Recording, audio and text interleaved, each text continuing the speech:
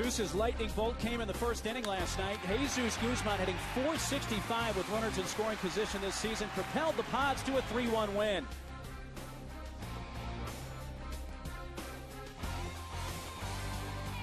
Wade LeBlanc earned his first Major League win in a year with a victory at Cincinnati in his last start. The lefty has gone 6 innings in each of his last 3 starts. They're pokey and Gumby, darn it, and they'd love to fillet the fish one more time.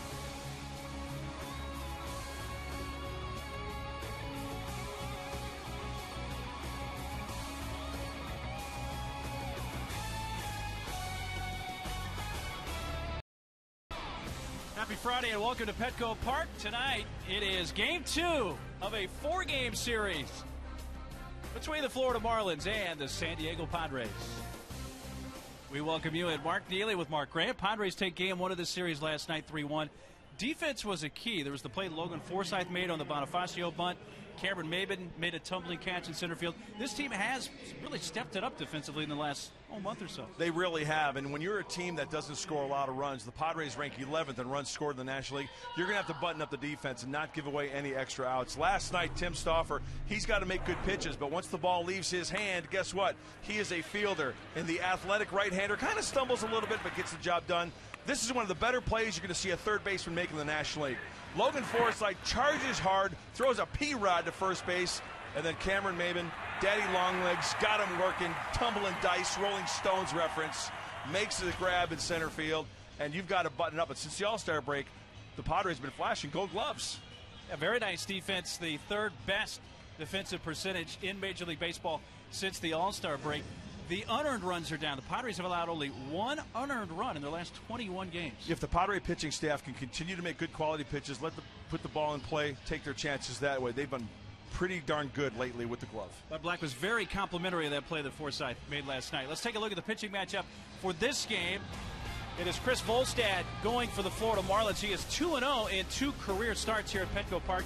And Wade LeBlanc's current run of 3 consecutive quality starts equals the longest such streak of his career. The pitching matchup is brought to you by Discount Tire, where America saves on tires.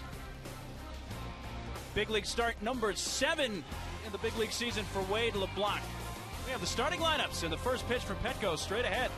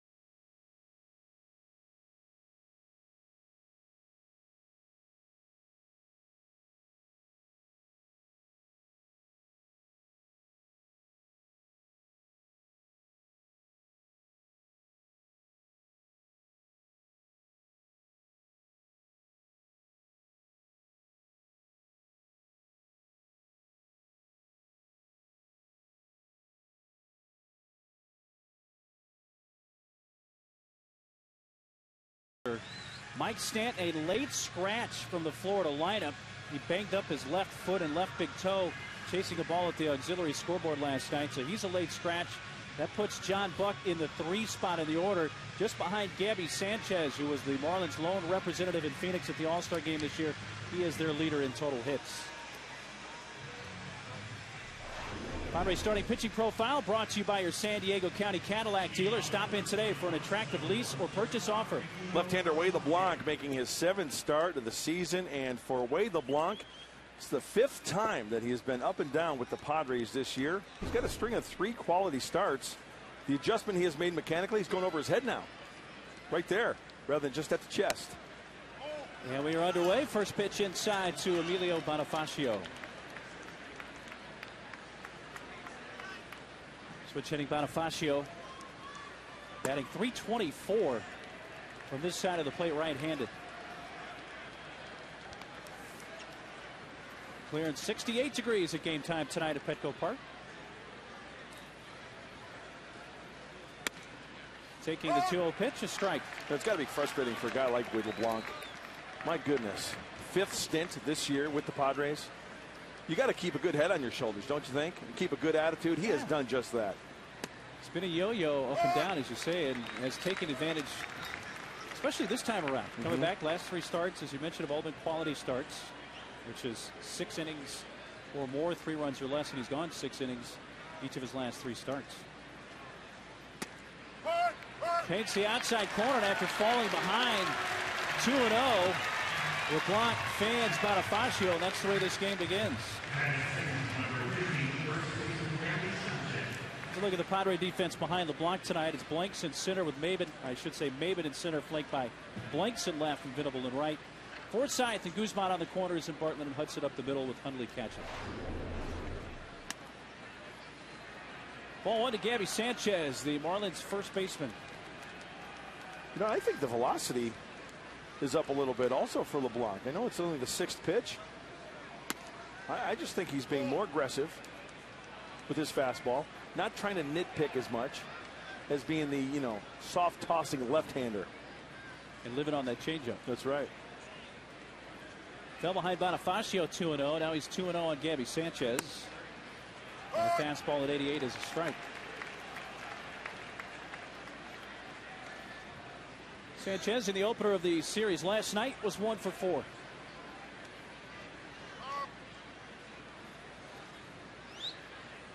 It might be a break for San Diego at not having Mike Stanton in the lineup, huh? Could be a very big break, especially the power threat that Stanton is, 2nd in the National League in homers with 29. We saw him hit a ball last night in the first inning that was absolutely tattooed. But Jack McKeon scratched him 20 minutes before first pitch. It's a 5-pitch walk to Sanchez. He's going to bring up John Buck, who went deep last night.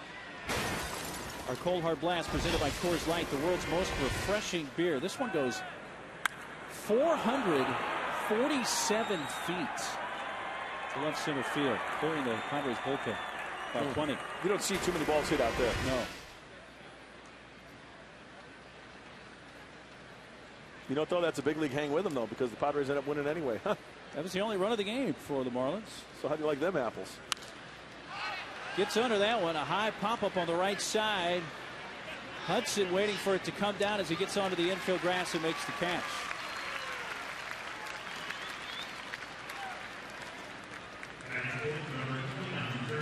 We're 2 away in the inning.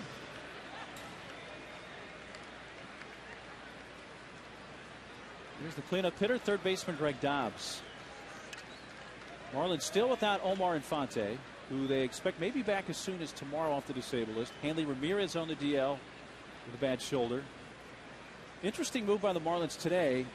Chris Coughlin, who was the NL Rookie of the Year a few years ago, finished his rehab assignment. They activated him and then sent him down to AAA New Orleans. Marlins have made some interesting roster moves recently. Of course, last weekend the big to-do was about Logan Morrison going down after supposedly Twitter even becoming involved, perhaps. Isn't that unbelievable? Which the team denied that was the reason that he was sent down. They released Wes Helms. There's a strike to Dobbs. You know, usually you list guys on the DL are getting sent down. Oh, he's on the 15-day DL for a pulled hamstring, right? Or he was sent down because he was twittering too much. His social media was just out of hand. Yeah. So we had to send him down to AAA. Wonder how the twittering is going in New Orleans, which is where the Marlins AAA team is located.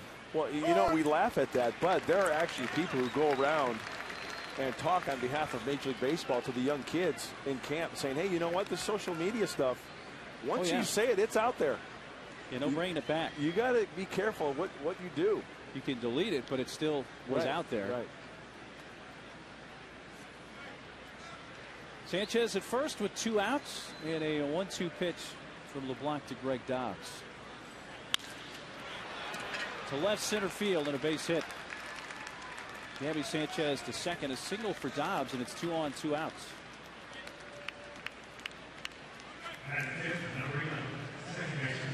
Well, talking about twittering and the social media, Padre fans, there are many ways to connect with your Padres, including on Twitter at twitter.com/SDPadres. You can become a Padre fan on Facebook at facebook.com/Padres, or read all the latest team news with Padres blogs at Padres.com. Don't miss any of the action from your San Diego Padres. Yeah, that's where all the good stuff is. That's what you check into. And social media responsibly. Strike to Jose Lopez. Good first pitch changeup to Lopez. Runner in scoring position. Rather than challenging him with a fastball, he pulls the string and throws it for a strike. Nicely done.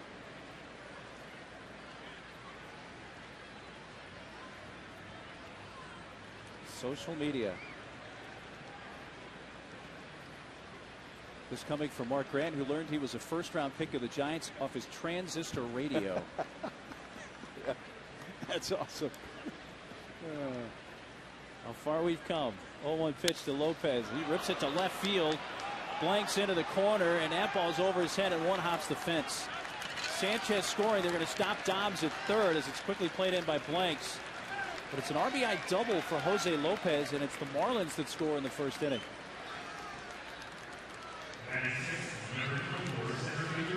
Florida's a team that's been haunted on their pitching side of giving up too many runs in the first inning, but it's the Marlins who score first in the first tonight.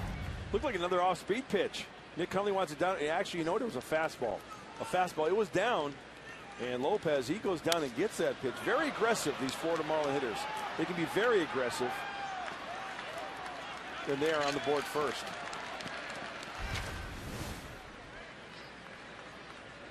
We'll need to stop it right here. Here's Mike Cameron. No base hit here could make it a 3-run first. So LeBlanc facing the former Padre, who had 91 at bats with Florida's hitting a little over 200.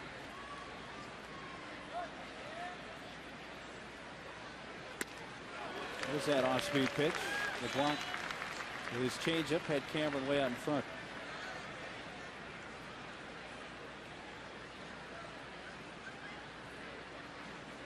Cameron last night 0 for 4.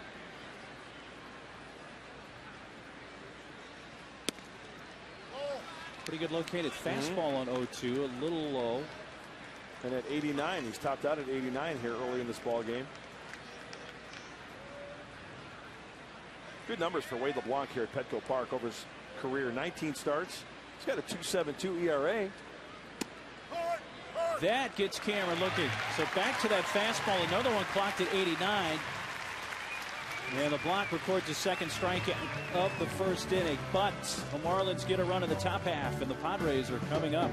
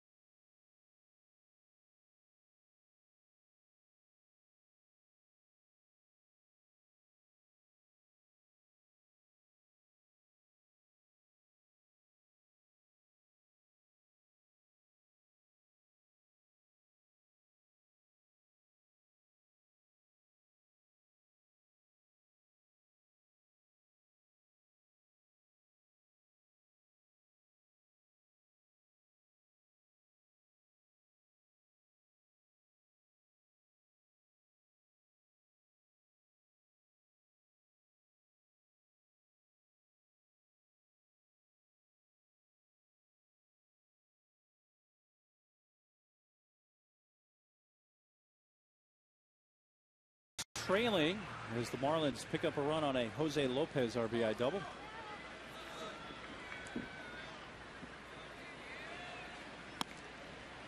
First pitch to Venable outside.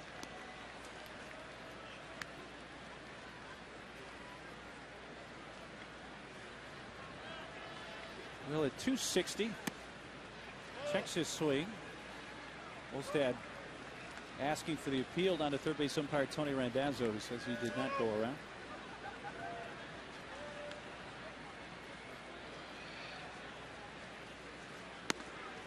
Three and 0. Oh, they like their big pitchers in Florida, don't they? They like the power arms. Wow. You know, we've talked That's about the way they draft a lot. They do. And we've talked about the injuries. One we haven't mentioned, of course, Josh Johnson. He's been out a good chunk of the season as well. 4-pitch walk to Venable to begin the Padres first. Let's take a look at the Padre lineup, brought to you by Evans Tires and Service Centers, home of the free alignment. Venable, then Bartlett, Maben, Jesus Guzman batting in the cleanup spot. 8 RBIs in his last 4 games, and just absolutely unconscious with runners in scoring position. Then Hudson, Blanks, Hundley catching, Forsythe at third. Same lineup as last night with the exception of swapping out the starting pitchers, LeBlanc hitting ninth.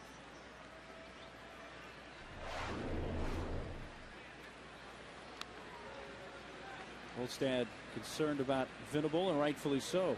Well, the big 6'8" right-hander. He's got a good big frame, working downhill from that 6'8" frame. Last 6 starts, though, in each of his last 6 starts, more hits than innings pitched. So working out of the stretch quite a bit. First pitch breaking ball down low to Jason Bartlett. That looked like it was a slider. Along with that slider, it was a fastball curve and a change. Tops out about 92, 93.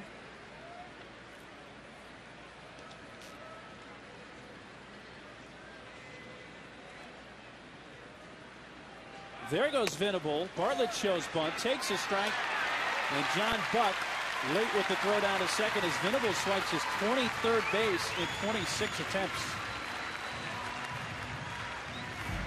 We mentioned big frame. What kind of leg kick? It's a belt high leg kick from Volstad, and Buck kind of pulls that one on the shortstop side of second base and chalk up another King Stallman stolen base for Will Venable. Just like that, tying run in scoring position for Bartlett, and they tighten up at the infield corners. Breaking ball down low. You know, in a perfect world, after scoring in the top half of the first, Jack McKeon and his fish, they want to shut down the Padres. 1, 2, 3, quickly, get it done, get in, get out. Leadoff walk, yeah, that'll make you take off your hat and scratch your head. And now the stolen base.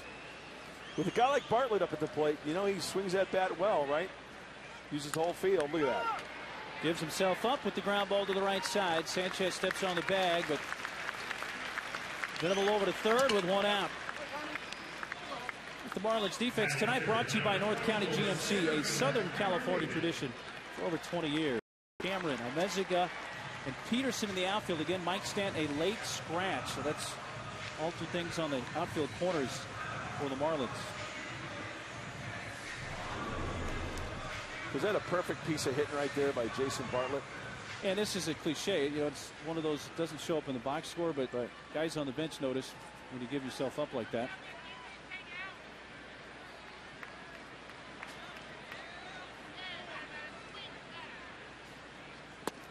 First pitch to Maben down low. Marlins scored a run in the first tonight, but as I mentioned, Jack McKeon's team, and especially since Jack McKeon has taken over, and prior to him, Edwin Rodriguez, they've just given up way too many runs in the first inning. Only the Royals.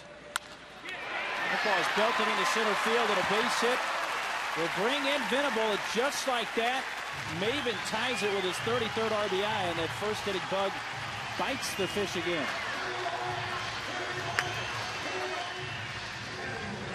You know, you get the sense, you get the feeling with this Padre team lately that after being down a run, and I'll be the first one to admit, when they were down a run or two early on, I was like, okay, you know, well, what's going to happen? You're getting the sense now that if they're down a run or two, they got a chance to fight back early, and looky there. Tied it up at 1 apiece, and still only 1 out.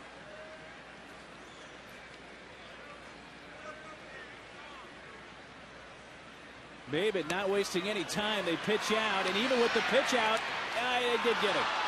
close. Head first slide. First look, I thought maybe he got that left hand in, Mud, but we'll take another look. I thought the tag was down by the belt buckle on the backside. I thought the throw was a little high, but I like the aggressiveness here. Yeah. Actually, it wasn't even close to the belt buckle, was it? I thought I got safe. Yeah, I think it tagged him on the upper chest, but I thought his hand was the left hand was in there. Yeah. And once again, bang, bang, very close. Yeah.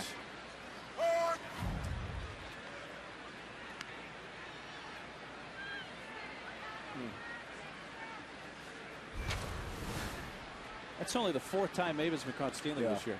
He's been stealing him at over a 90% success rate.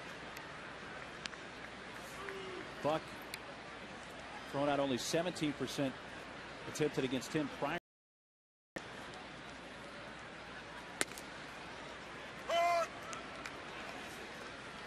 The base is empty now for Guzman with 2 outs and a 2-2 count.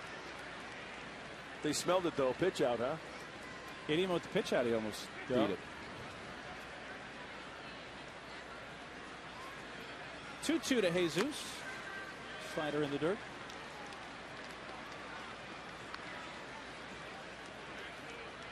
Guzman had the big hit last night, which came in the first inning. A 2-run triple. Padres have gone a little triple crazy here recently. I like it. Trio of them. First strikeout for Volstad. And it ends the Padre first, but San Diego ties it with a run on a hit. We played one here at Petco, and it's 1-1.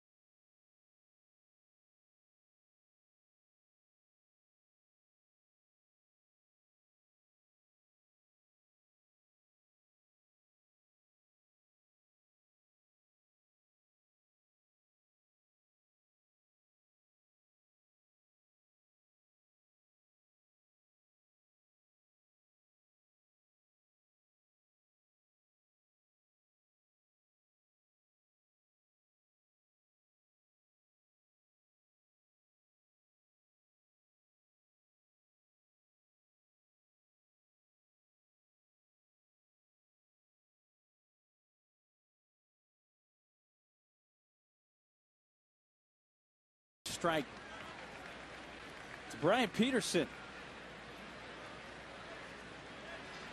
He's going to get the start in left field, but moves over to right field with Mike Stanton, the late scratch for the Marlins.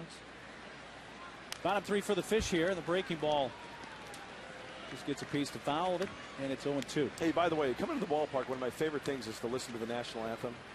Right? I always love to hear the different types of renditions. Good one tonight. How about Elena Smith tonight from 100.7 Jack FM? A great job by Elena. How you doing? 0-2 pitch. So you're suggesting that not only did she sing the song well, but she looked good doing it.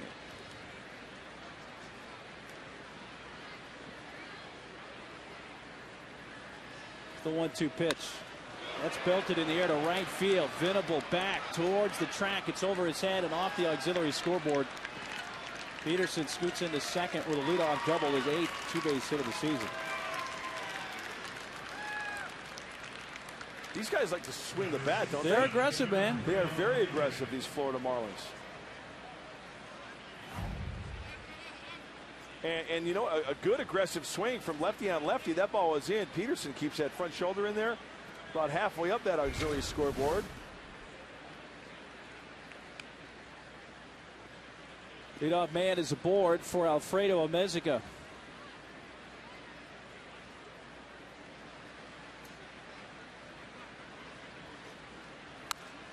He goes up there, first pitch hacking, and fouls it back. Oh, off the hands.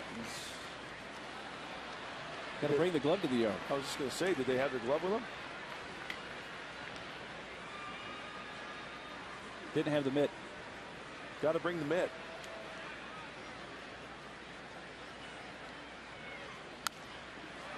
Right back in that same section. Don't tell me the same guy got another opportunity.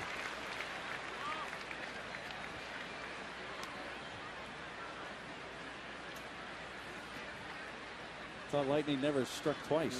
Same spot. It does. 0-2 pitch. Went down after it. That is foul behind the back.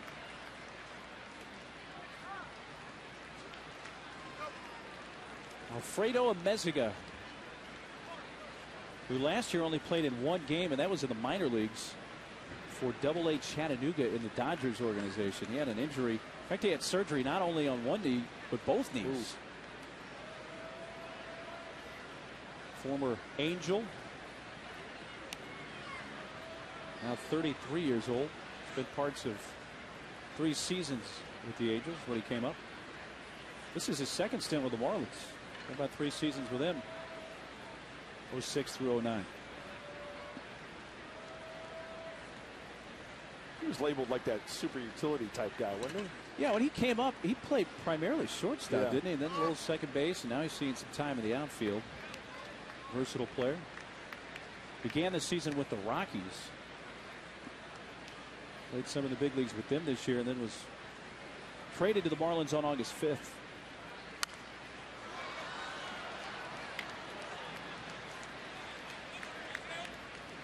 Amezaga, noteworthy that when he was with the Angels in 2004, he had 4 extra base hits in 73 games, which obviously is not a high total.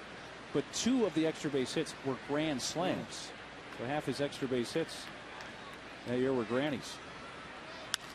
Off the end of the bat, lifted to medium left center field. Maben with the catch and playing halfway. Peterson goes back to second. So we talked about it last night. The Marlins having a new look next year along with the new ballpark. They'll be the Miami Marlins. Right, and how that ballpark is going to play, because it's going to have a retractable roof. But it'll be totally enclosed. It's not like Safeco Field where it has open panels. They need the AC in there. They say when you will look from the home plate area and the press box out towards center field, you'll see downtown Miami in that direction. So the ballpark will face east towards the ocean. Broken bat. Volstead to right. Venable with the catch. So Peterson, who began the inning with a double, is at second with 2 outs in the top of the order coming up. Wade LeBlanc hitting his spots and the defense playing accordingly. Down and away off the end of the bat, shallow to right field, and Will Venable was playing shallow. So 2 quick outs after that double.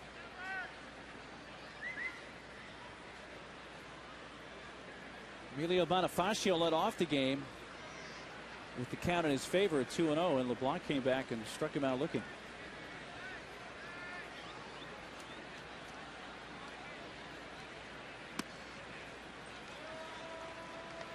Bonifacio, the National League Player of the Month for July.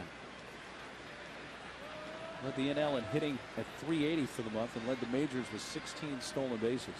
And of course, during that month, in his 26-game hitting streak, which ended on July 29th.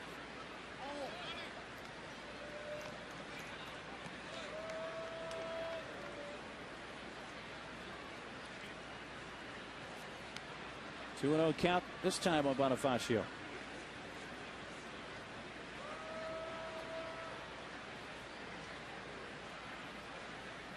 .34th pitch of this game from Wade LeBlanc. Up and away, 3-0. Working under the changeup. 2-0 cambio. What's that tell you? Doesn't want to give him much to hit. Maybe if you walk him here, you got to force it into base. You got the righty Buck coming up, or Sanchez rather, from the right side. Righty. Hey, now you've got to force it into base. So a 4-pitch walk to Bonifacio. The second walk allowed by LeBlanc. The other walk came to Sanchez. It will come up here, and Sanchez scored the Marlins run in the first. Hundley trots out to coordinate with LeBlanc.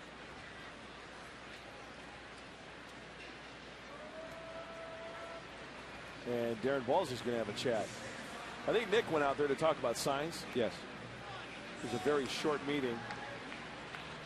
Now, last time up, Sanchez, he walked.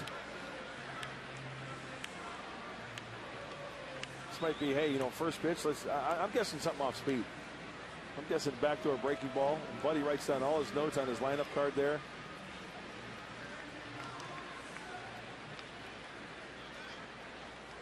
Bud was in good spirits before the game, as usual. He was talking playing days in the Jayhawk League for Clarinda, Iowa. Wow.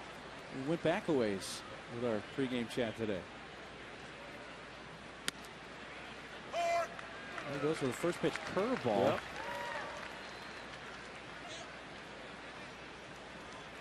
You can see more and more of that from a starting pitch, even in a reliever. A runner in scoring position. These guys love the fastball, right? So they put a little wrinkle in it. Like a little cut fastball from Wade.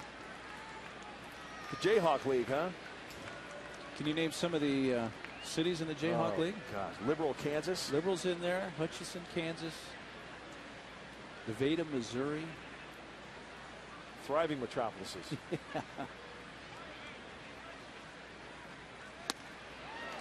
Got him to reach for that changeup.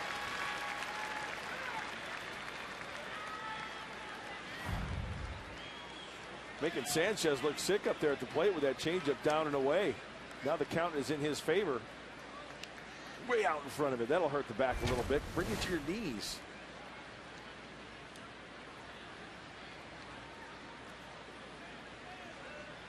Two on, two outs in the Florida second in a 1-1 games. Wade shook off a couple of signs. Now he's ready. Backdoor something. Grounded to the right side, and Orlando Hudson. Leadoff double by Peterson. And a 2-out walk to Bonifacio. They're both stranded. It's 1-1. Good point of the second.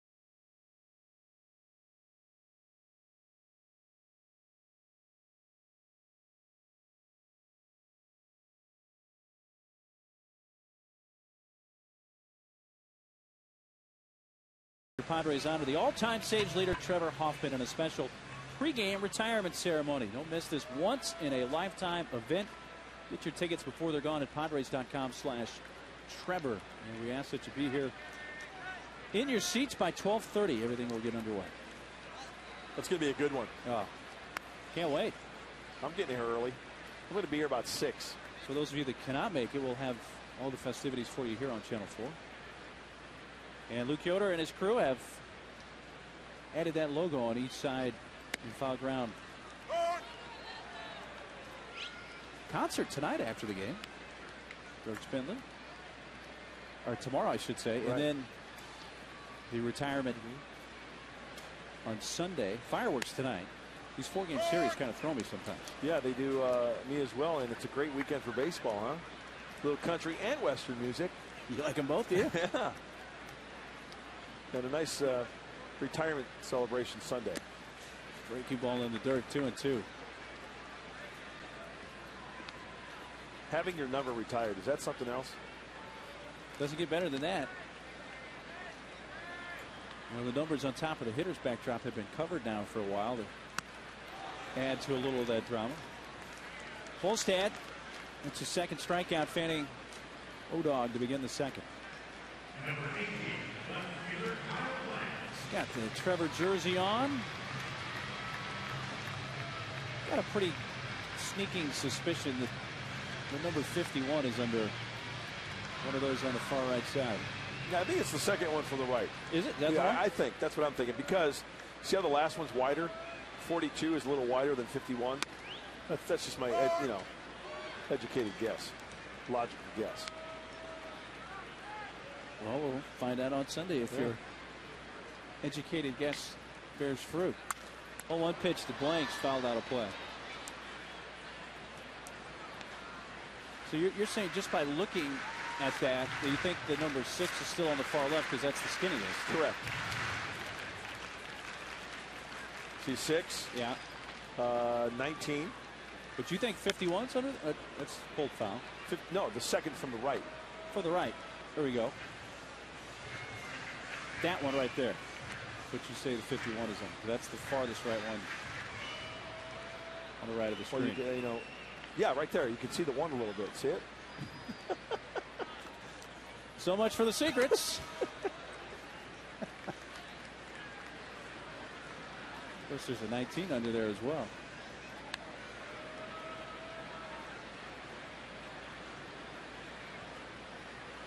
It'll be fun on Sunday. 1-2 to Kyle Blanks. That's 3 consecutive strikeouts now for Volstad as he gets Blanks on a slider. 2 outs. Orlando Hudson on a fastball up and away, and now Blanks with the breaking ball. So the slider being the out pitch for Volstad against righties, and good location as well. That has some tremendous tilt to it. Knee buckler from the belt buckle to the knees on the outside part of the plate.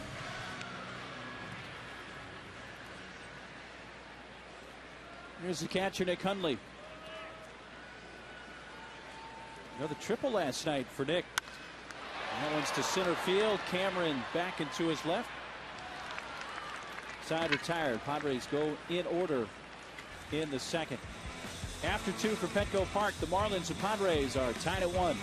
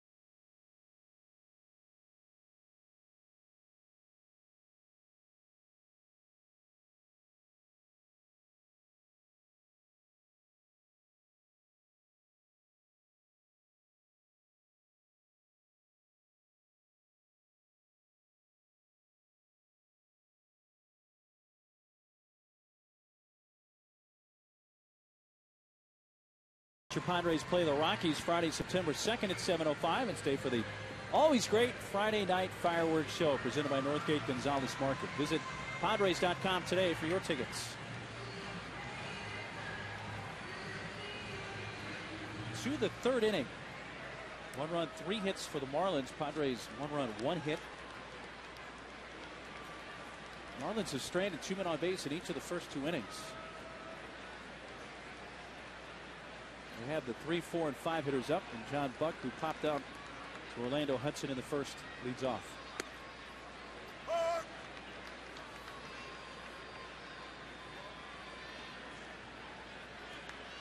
Buck's homer last night was his 15th. That's the 3rd highest home run total for a major league catcher. JP Arancibia of Toronto and Brian McCann of Atlanta, the other 2 that rank higher as far as the long ball this year for major league catchers.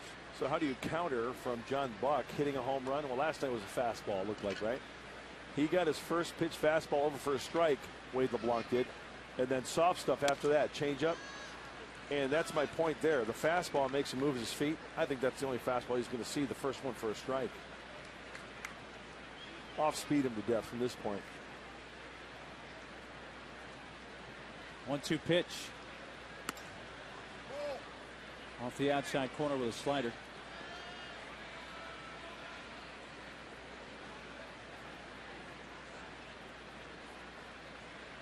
Buck's home run last night again went 447 feet.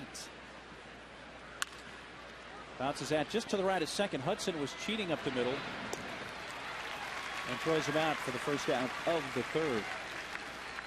Marlins have made Petco Park at times look small. Let's take you back. Dan Uggla, June 11th of 06. That's off Scott Cassidy. See where that hits? The spot shadow? Man. Up in the 3rd deck of the Western Metal Building.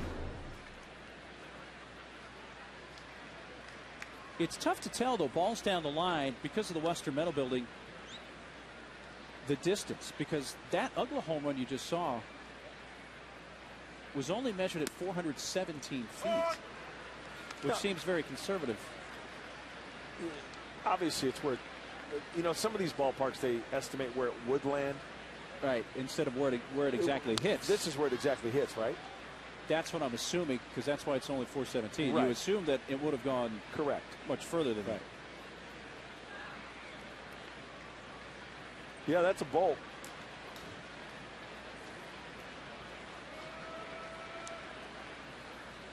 Oh, 2 to Greg Dobbs. He's upstairs with a fastball.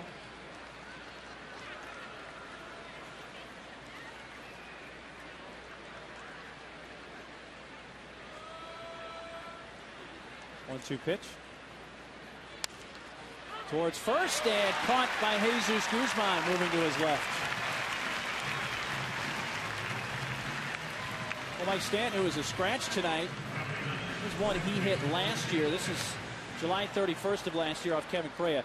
This one, just above the Seimer sign into the second deck. That one went at 430 feet. Even though the 401 sign is below it and to the right. Right. Now that seems right. If that's 401, you take a tape measure, and you know that's. It does seem to be a bit of an inexact, I'll call it science, but measurement.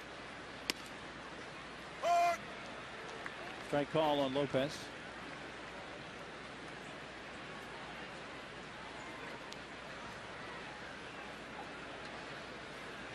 Two outs, nobody on in the Marlins third. Farthest home run you ever saw? I was just going to ask you that same thing. Well, the one I saw was Barry Bonds off of Dennis Tankersley at Qualcomm. It hit the scoreboard. The big screen out in right field up above the seats at Qualcomm hit. So that's what, probably close to 500 feet? It was ridiculous. Towery pop fly. Does Hundley see it in the twilight? He does. And in fair territory in front of the plate. Makes the catch. Down in order go the Fish in the third.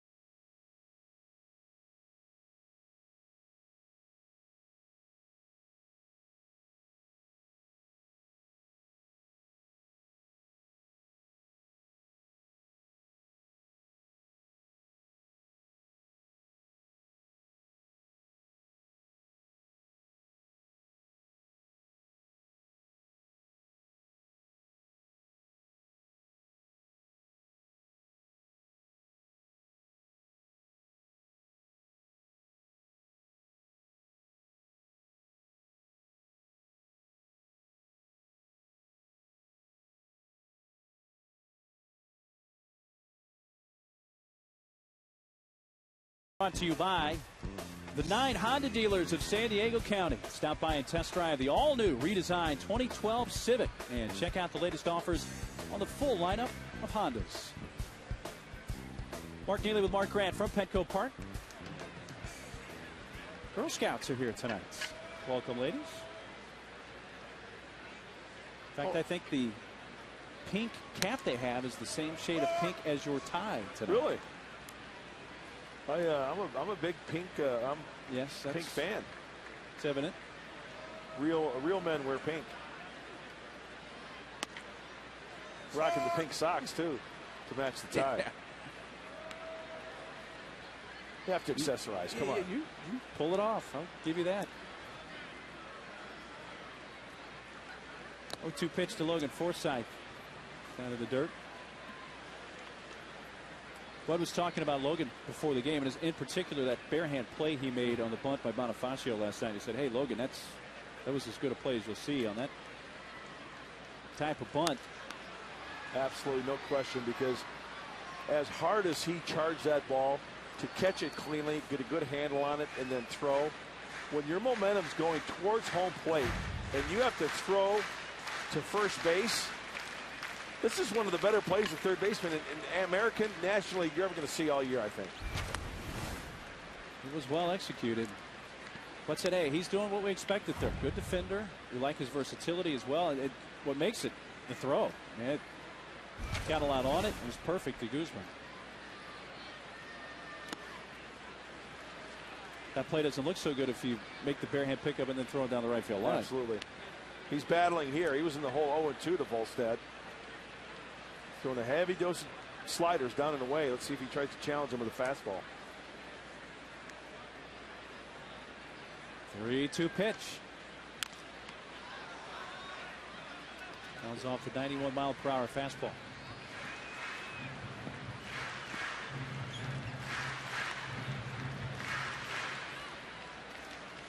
Padres' second-round pick in 2008 out of the University of Arkansas.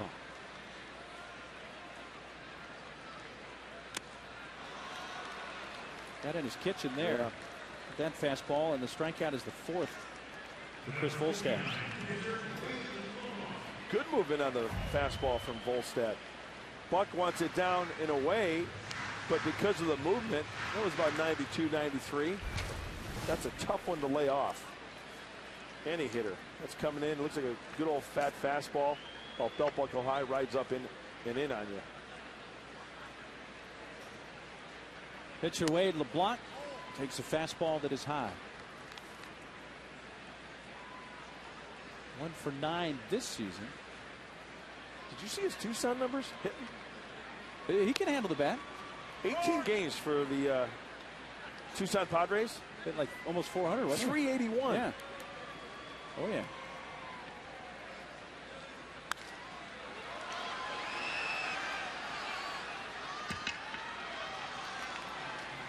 We got the guy who pitched at Alabama, following the guy who played at Arkansas. We have the SEC well represented. Yeah.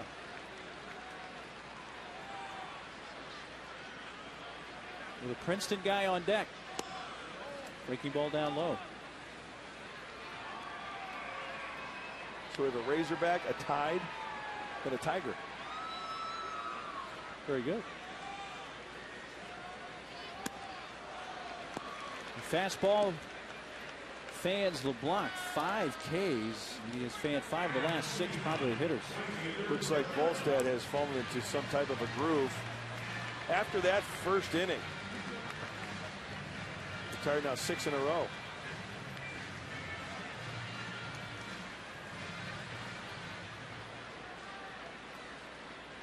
They talked about LeBlanc going up and down this year. Really, Chris Volstad's experienced the same with the Marlins. Back and forth between AAA and New Orleans.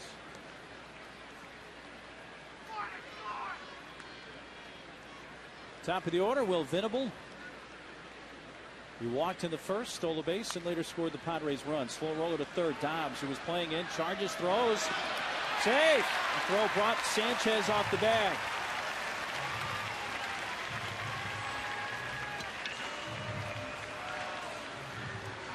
Williams' speed helps him leg out an infield hit. The glove hand grab, see the glove hand grab, and then a little bit of a bobble. And then that's a tough play for Dobbs. At third base, he's not usually a third baseman. Yeah, I said hit initially, and we'll see how they score. They haven't. They're going to give it an error. But I think when you're throwing off your, foot like Dobbs was, that's not a routine play. I agree with you. I was going to give him a hit on that. That's what I initially thought.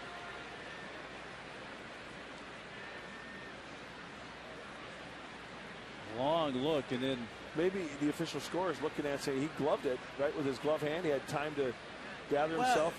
And that's an important point there. But did he have time to perhaps settle for a better throw? Right. Square up more. Will has to dive back. Venable picked up his 23rd steal of the year in the first inning. I think balls can be played into a hit. Absolutely. Maybe that's the case there. Yeah. Maybe he did have time, but with the play that he made, or tried to make, he did not look routine. But when it is an error on Dobbs, his 7th of the season.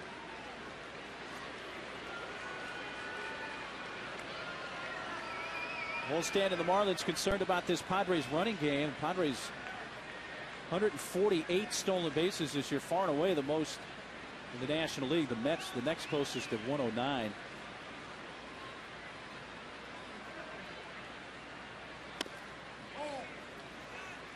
You mentioned Dobbs having to play third base with all the different injuries. Dobbs really, his reputation has been as a pinch hitter the last few years. So getting more time defensively, playing at third base. He's played a lot of outfield as well, Dobbs has.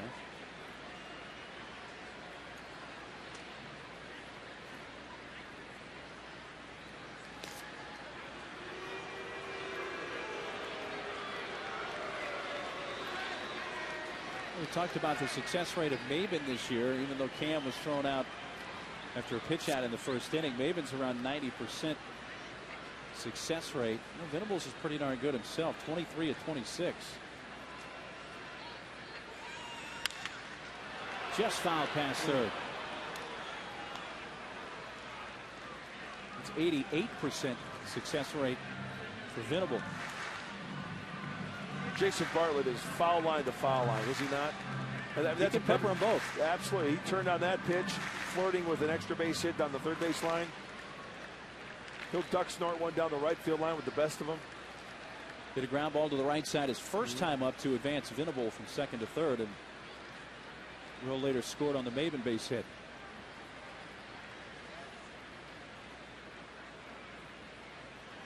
Volstad holding it, stepping off.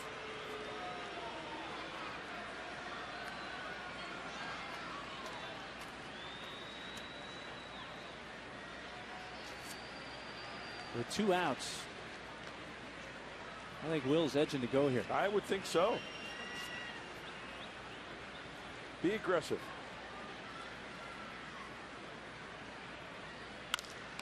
Bounce to third. Dobbs the pickup. This time has plenty of time to throw hop and throw out Jason Bartlett. A 2-out error and a man left on. That's the first base runner stranded by the Padres tonight.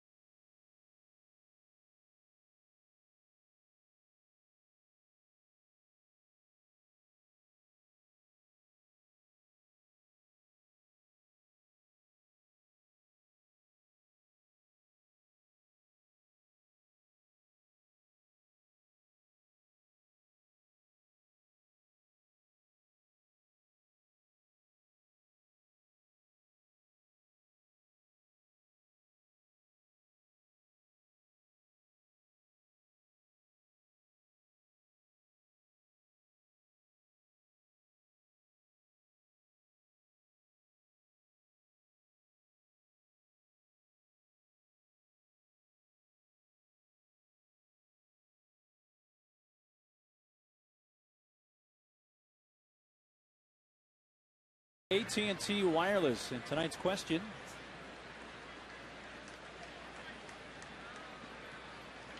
I promise we do have a question for you, which we'll show you in just a moment as Mike Cameron leads off the Florida fourth inning. First pitch, he whacks into left field for a base hit. A curveball that Wade hung, and Cameron jumped all over it. You got it right. That was a hanger. That one was like just rolling up there. Didn't have any bite to it. And from a pitcher standpoint, yeah, sometimes you want to throw that breaking ball up there, the first pitch, just to give the guy a look-see, but Mike Cameron was all over it. Marlins put the leadoff man on base for the second time. And here's right fielder Brian Peterson, who doubled leading off the second.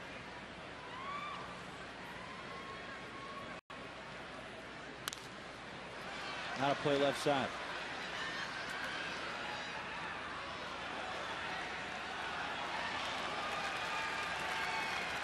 Peterson with his double in the second now has a 5-game hitting streak.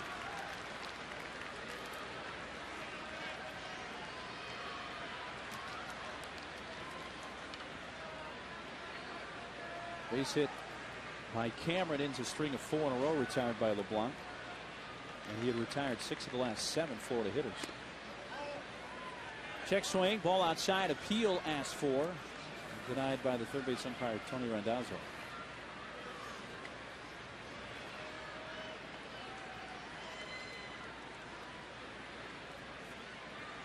Who'd you say last night? Steve Finley? Is that the guy that comes to mind when you look at Peterson? Peterson reminds me a little of Steve Finley. Yeah. Yep. I think that's a good call.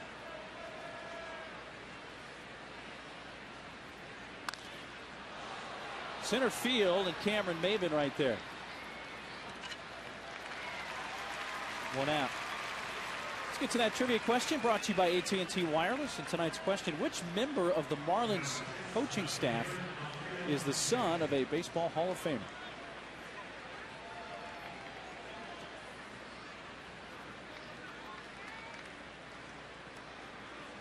No, Jack McKeon's dad is not in the Hall of Fame. That's the only hint we'll give you. Alfredo Amezaga, the left fielder, fly to Maben in center field, back in the second.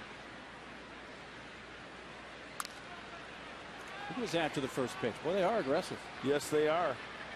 Hudson wanting it out in short right field. Called out Venable. 2 outs.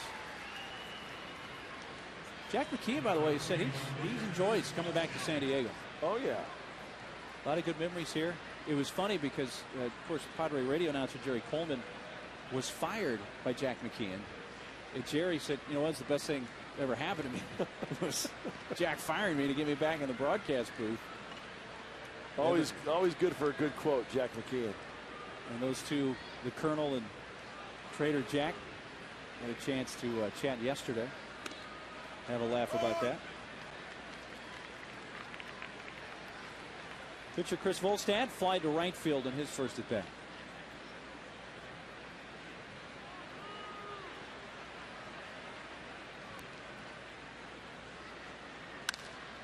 And he lines one to the alley in left center field. This could be trouble with Cameron, the lead runner, all the way to the fence. Cameron around third. He'll score easily. And the pitcher Volstad with just his second RBI of the season, and it gives the Marlins a 2-1 lead. Ouch. You know, after that ball split the gap, I specifically isolated on Mike Cameron. He's still got some wheels. My goodness. I tell you what, right there, I knew that I saw Cameron, or I saw Maben, 24, and I immediately looked to Mike Cameron, and he was scooting. He was. I did the same thing, and was thinking that he's getting around the bases pretty well. Man. Top of the order, Emilio Bonifacio. He fanned to begin the game and then walked in the second.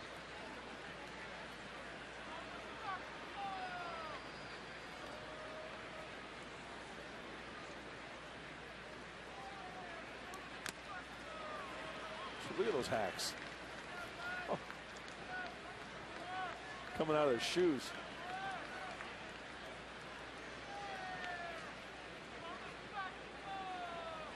By the way, that double for Volstad is just the second extra base hit of his career. That's to right field. Venable comes in, though, to make the catch. Bonifacio lines out to right, but Volstad helps his own cause with an RBI double, and at the midpoint of the fourth, it's 2-1 Florida.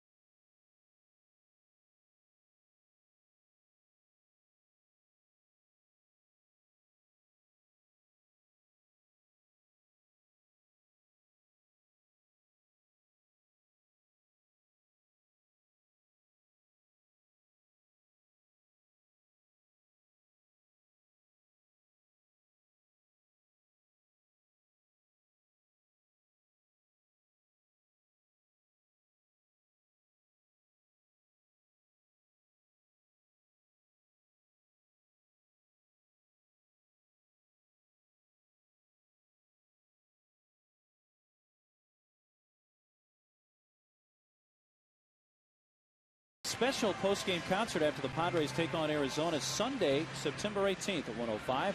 The concert is free for all fans with a paid ticket for Sunday's game. Oh, wait, get your tickets at Padres.com/concerts or /Switchfoot as well. Into the home half of the fourth, a 2-1 Florida lead. Chris Volstad, his second extra base hit in the last 2 seasons in the big leagues, has given the Marlins a 1-run lead. 3, 4, and 5 hitters for San Diego, and leading off center fielder Cameron Maybin. You know, look at that hit from Volstad. He beat the shift as well. He went down and got a pitch because Cameron Maybin was playing on the second base side, right? Yeah. Of second base. Ball 1 low to Cam.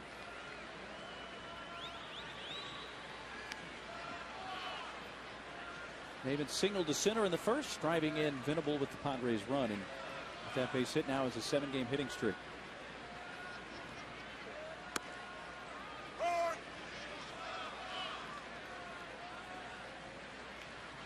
The base hit by Maybin is the only Padres hit so far tonight, as Florida has 5 of the game's 6 hits.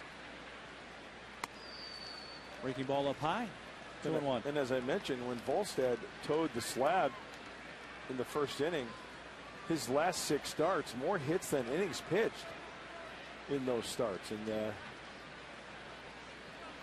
only 1 hit for the Padres up to this point.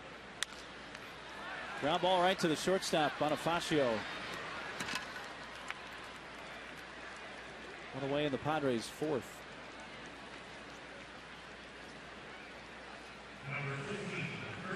Cleanup hitter Jesus Guzman, the first baseman, was a strikeout victim in the first. Nice numbers for Jesus. His last 9, hitting nearly 350.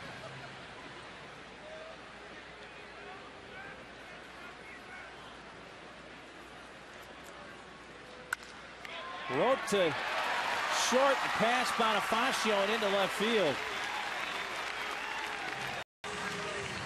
Guzman singles with 1 out. Boy, he got a good handle on that one. First pitch fastball. And I'm thinking Guzman is thinking, you know what? If I get the first pitch heater, I'm going to be all over it. Volstad has thrown the curveball. He has thrown the slider.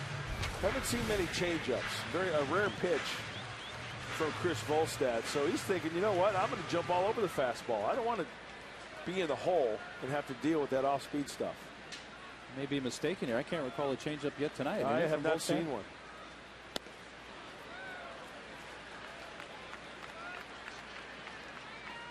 Hudson fanned his first time.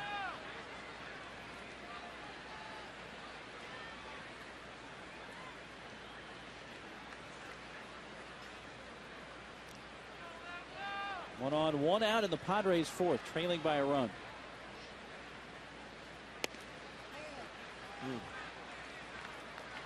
Maybe a little bit low. That was close. That's a pitch I want. I'll tell you that. I'm sure that very same thought is running through the mind of Chris Volstad at this moment.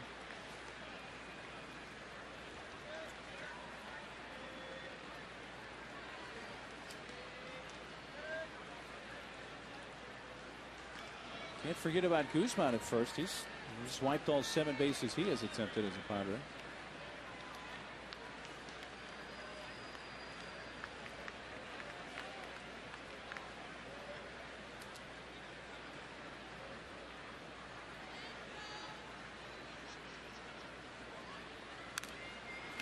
Fouled right near the plate.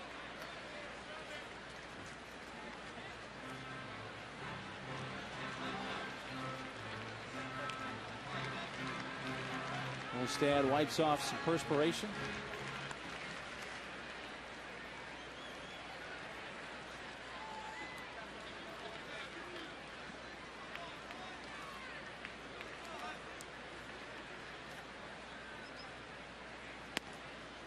There's a changeup, it looks like. First one of the night that I can recall. I could be wrong, but I haven't seen too many. He must throw the circle change because that had a pretty good tail away from Hudson. Yep.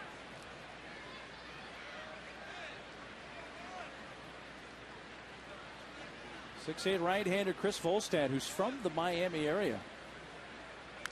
Born in Palm Beach Gardens, Florida, still lives there.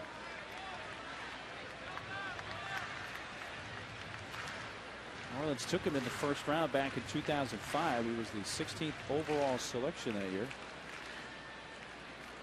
Out of Palm Beach Gardens High School.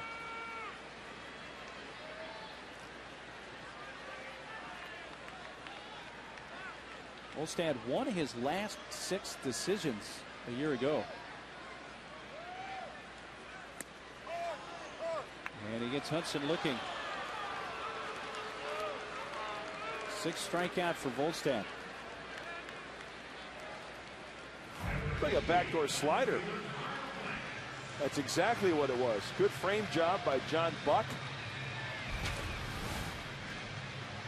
The idea there from the right-handed pitcher to the left-handed hitter, you know, they see that pitch. It looks like it's going to be away. They give up on it, and then bang, hits that outside corner for the ponchado. Volstad to Blanks off the outside corner. Volstad, by the way, won a dozen games last year, 12-9.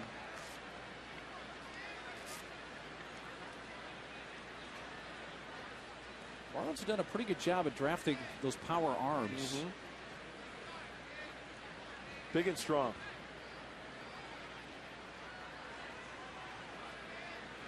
Good footwork right there by Volstad for 6'8". You know, quick pivot on his throw to first base.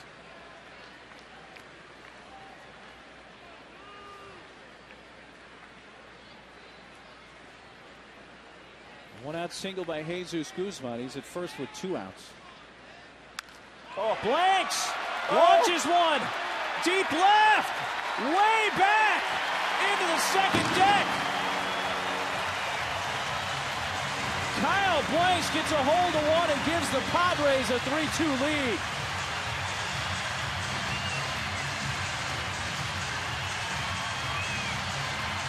I thought that ball may actually even go further than it actually did, but he hit that a long way still. I'm right there with you. When that ball was hit, I thought it was going to be about halfway up the second deck or maybe farther. But look how high this ball, it's a breaking ball. Look at the trajectory of the ball off the bat. I mean, that's a no-doubter. It was just a matter of how far it was going to go up that second deck. I thought it was going to be much farther than that. It's still a 2-run shot. Man, put a notch in that match lately. Nice going, Kyle Blanks. His fourth, yeah, and his 4th home run, which for Volstad is the Marlins team leading 20th home run he's given up this year.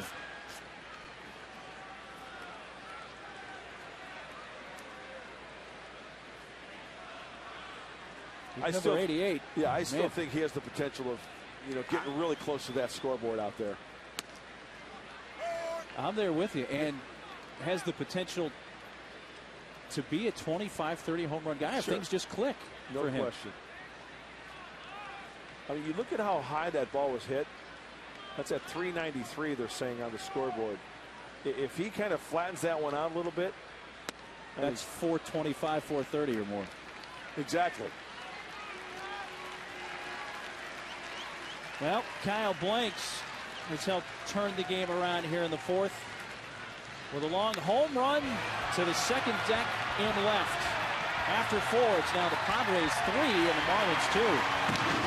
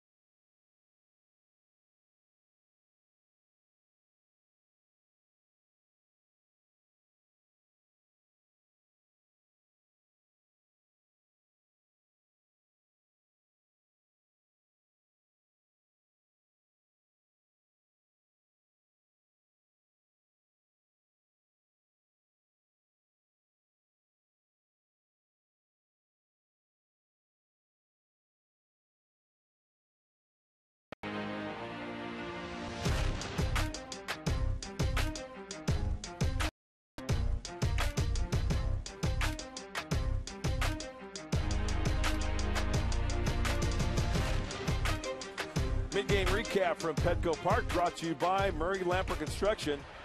Ball line to left field. Kyle Blanks runs it down. Hey, maybe we can add that to the mid-game recap as well. He robs Gabby Sanchez for the first out of the 5th. I'm sure Greg Cantor is at home smiling ear to ear after that catch. Call Greg Cantor at Murray Lamper Construction. Find out the truth in home remodeling. See why that they're the company to trust. Visit murraylamper.com. That's the second half leadoff recap right there, right? You know what I'm saying? You got it. Taking away extra bases.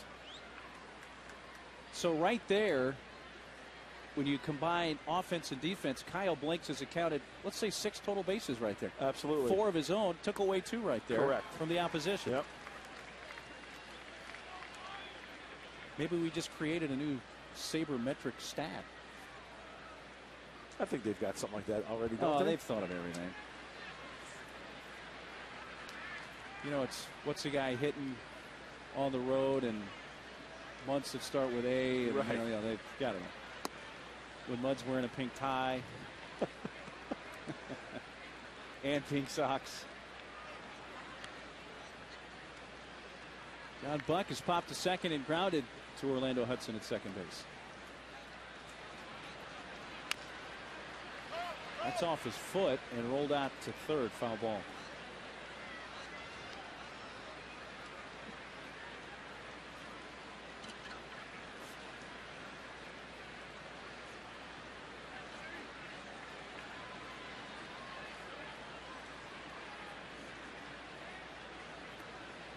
One out, bases empty in the Florida fifth.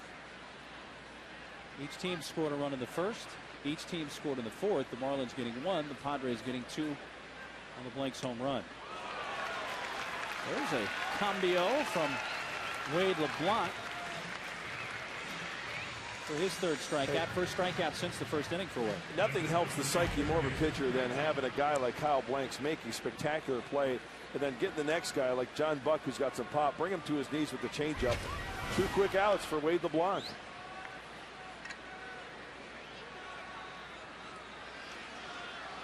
Third baseman Greg Dobbs has a hit in 2 trips.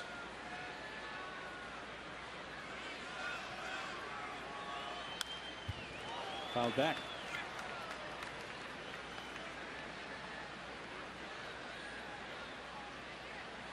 Dobbs at 36 RBIs on the season. He had a career high 5 RBI game on July 26th of this year at Washington.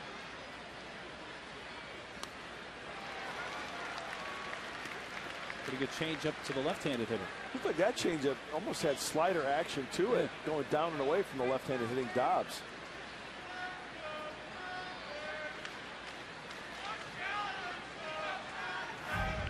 Look at that last changeup. It looked like it kind of. It did. Down and away. It's pulled foul.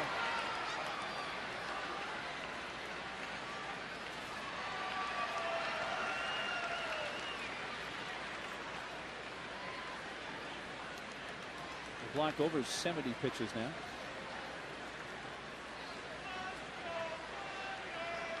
He's 0-2 to Dobbs. Right in on him and a soft liner to Bartlett at short. Wade has a 3-up, 3-down inning, his second such inning of the night, and it's a 1-run San Diego.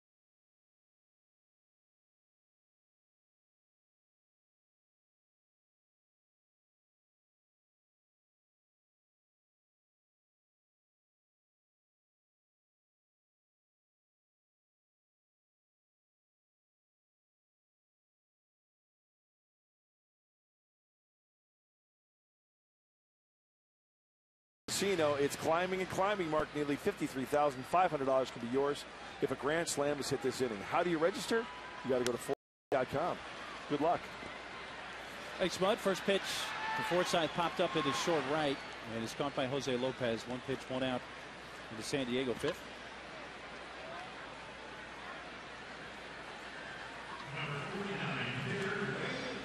You know what I like about the Kyle Blanks home run? It was a mistake pitch. He was all over it. He didn't miss it. And it's a home run that matters. Meaning it put him ahead. Right. Right? Doesn't mean much if you're down 9-2. Or up 7 or 8 late. Right, yeah. right. Yeah, big hit in this one has put the Padres in front. And Volstead was in a little bit of a groove there as well.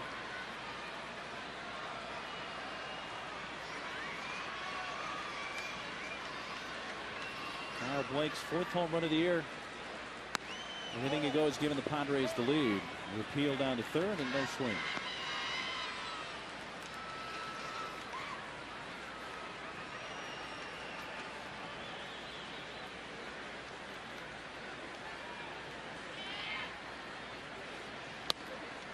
Down low to Wade, 2-1.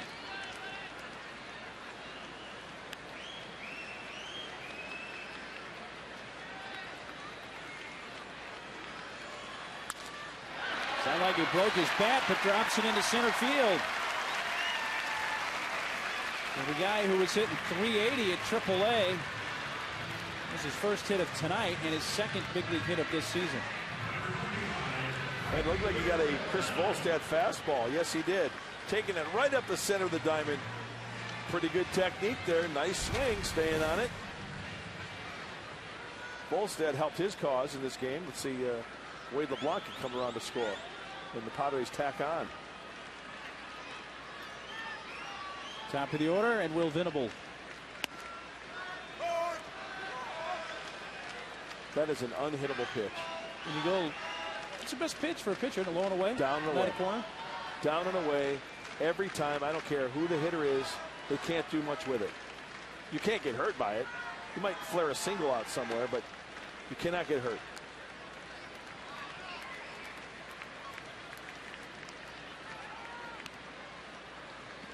So if you're a pitcher, if you can hit the low outside corner, Eight say out of the 10 high times. inside corner, You're going to be successful. pretty good locations right there. And you throw a little bit of wrinkle up there once in a while for strikes, and then for balls, obviously, to have guys chase. Well, you make it sound so simple. I know, don't I? I know it's not. Mix in a little change up every now and then, which I think is probably one of the better pitches in your off-speed arsenal, the change up. Located fastball, best pitch in baseball, and a change up. Belted towards right center field. Cameron has to chase it. Off the fence. You have the pitcher of the block chugging around third. He's going to try to score. The relay home. The tag.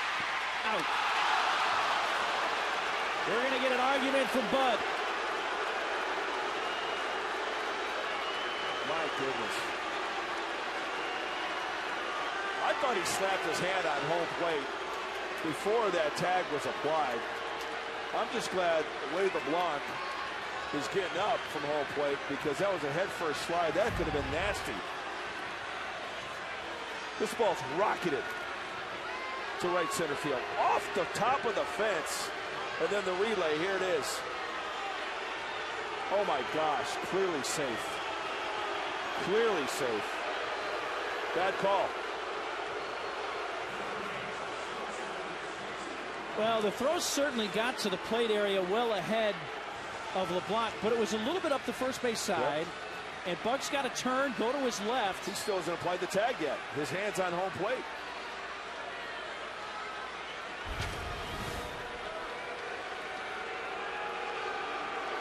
That was the second baseman, Lopez, who made the relay home, and this Petco Park crowd letting plate umpire Larry Vanover. You're about that play at the plate.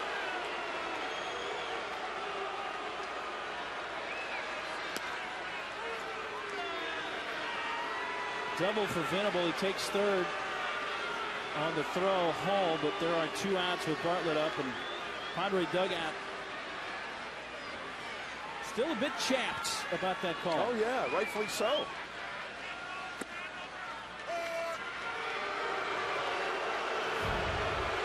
I think this is the best look, because his hand is on the plate right now, and he still has not applied the tag.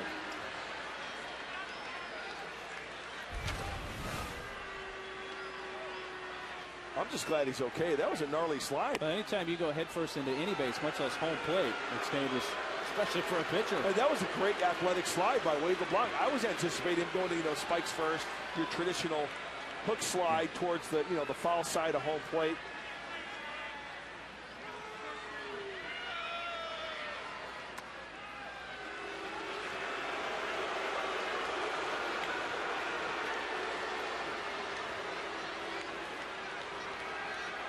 Oh, Buddy's chapped.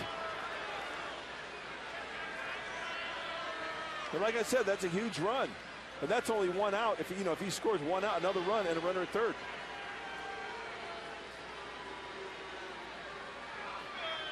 Changes the whole complexion of the inning. Absolutely.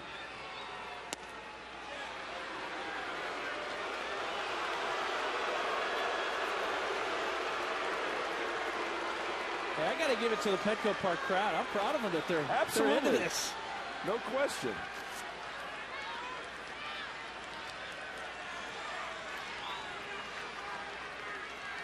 Yeah, the folks in the seats didn't see the replay either, and they're pretty darn sure that the block was safe. That's a rocket foul on the first base side. Well, frankly, I think we got hosed on that one.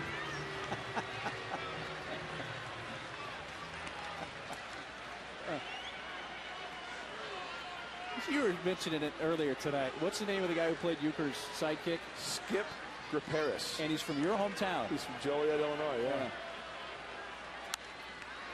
Get in right there. Side and through.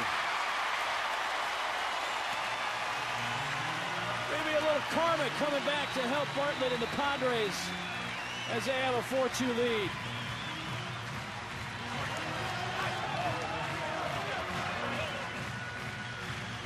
Bartlett's 34th run batted in. Brings in Venable.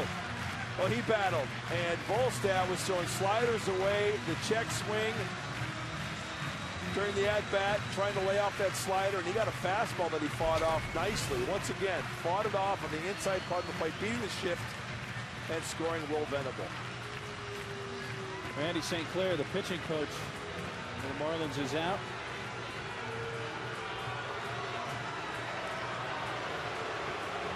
You know, also, this gives Wade LeBlanc a little bit of a breather. He's been up on his feet quite a bit in that dugout. Yeah, you didn't want to send him right back out to the mound after having to run around the bases and get involved in a play at the plate.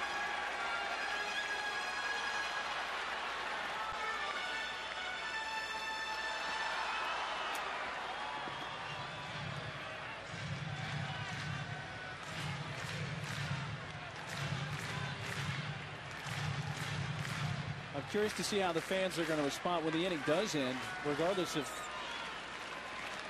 how many runs, or this turns out to be the only run the Padres score in the inning, how the fans react to the end of the frame.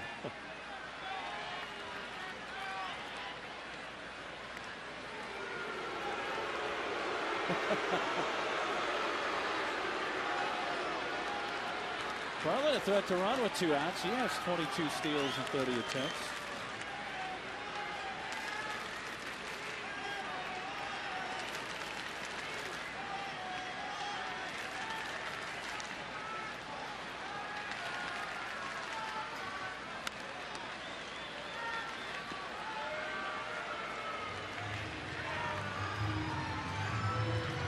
David has singled in a run tonight and also grounded out to short. They just played the charge thing. Somebody booed. People are booing. Yeah, that's funny.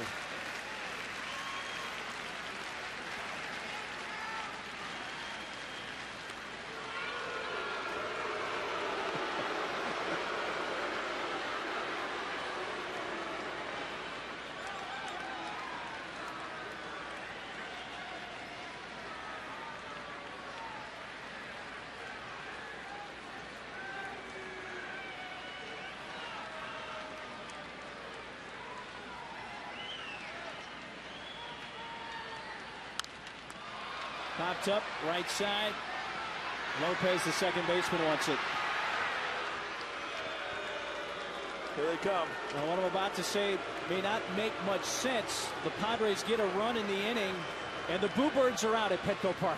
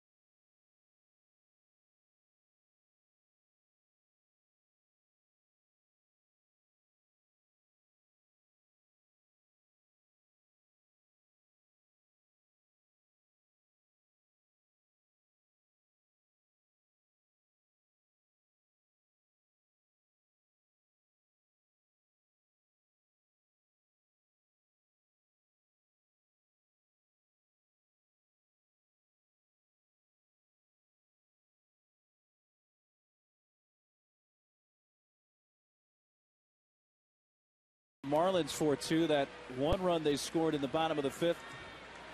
Most here believe that should have been a crooked number. When LeBlanc called out on the play at the plate, he's back on the mound and pours in a first pitch strike. Well, he had a little bit of a break, right, in the dugout. Let's see how he responds here in his 6th inning of work. Well, you don't see that too often, huh? Across the Padres there, some dirt. Head first slide. Nice. Like that. Ripped to left field, and Lopez has his 2nd hit of this game. He doubled in the 1st, and now he doubles here in the 6th. It's going to bring the tying run to the plate. Well, that play at the plate, a freeze camp brought to you by Coors Light, the world's most refreshing beer. Just in case there was any doubt, Cameron to Lopez, the relay. Buck's got to go to his left. The freeze cam says safe. Absolutely. You know, for a second there when Larry Vanover hopped, I thought he was going to throw out the safe side, but then he kind of clutched and pulled him out.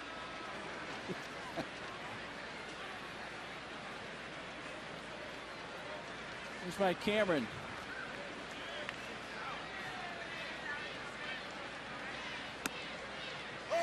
High strike. Cameron fanned his first time looking, but then singled leading off the 4th and later scored.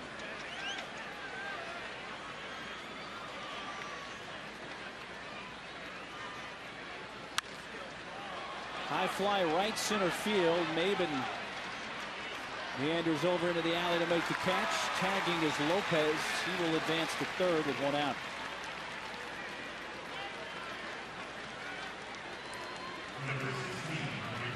So Cameron does advance the base runner, and Lopez at 3rd. 1 away for Peterson. Yeah, I don't think there's many outfielders out there that could have camped into that one and tried to make a throw into 3rd base. Even Ichiro or Dave Parker. Give me another one. Dwight Evans. Ellis Valentine. Ellis Valentine. Larry Walker had a pretty good hose out in right field. Yes, he did. Larry Cameron is up in the San Diego bullpen.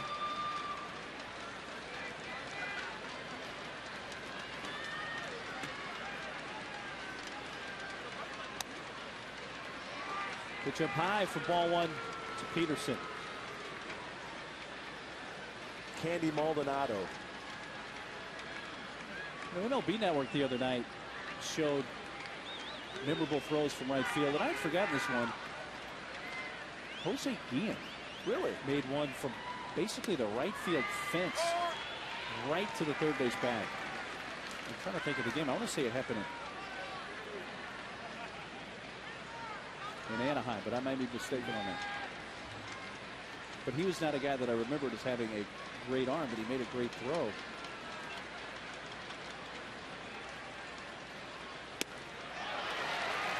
There's a changeup. Lefty on lefty changeup, down and in. That's a good pitch. You know, back in the day, righty on righty, lefty on lefty. I was always taught, don't throw that changeup. No, you know, it goes right into their wheelhouse. But if you take enough off, it works to your advantage, and it did right there for Wade.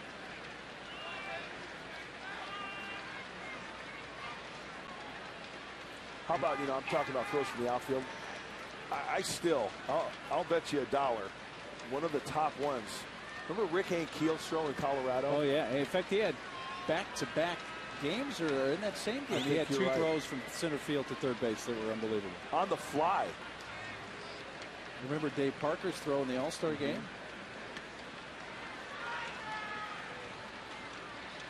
Clementi's from the '71 World Series, which he actually didn't get the out at 3rd. It was a very good throw. Here come the Bluebirds. That borderline inside pitch goes to Peterson. 2-2.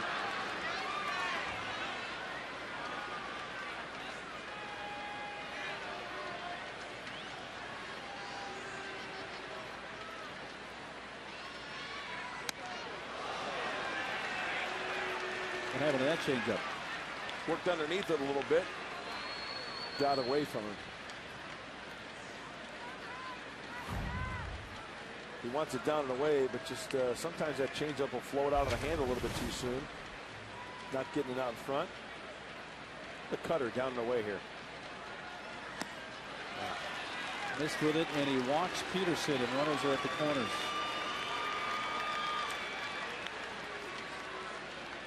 Let's go to interleague play. Throws from right field. How about Ichiro gunning down Josh Bard? Actually, that was Barfield at the plate. Oh, I remember that one. Kenji Jojima. He got knocked in the next week, didn't he? Held on to it, though. Got knocked back to Japan. He actually did go back to Japan, didn't he? Yes, he did. He retired from the major leagues and went back to the Japanese leagues.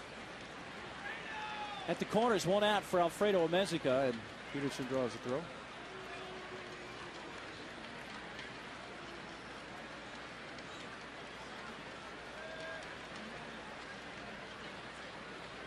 Amezica has fly to center, popped to second.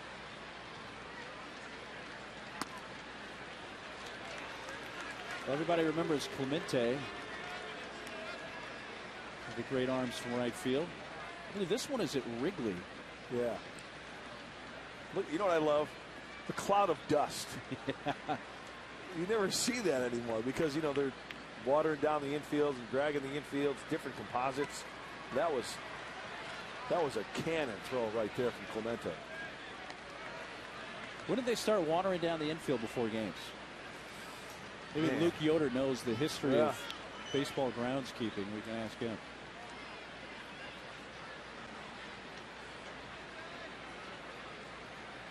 Well, a 2-on count on Amezica. The tying runs are on base. With one out here in the Florida 6th.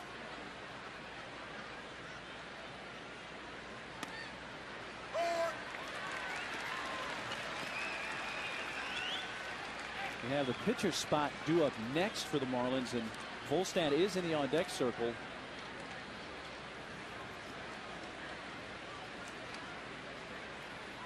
There is a right-hander, Hatcher, though, up in the Florida bullpen.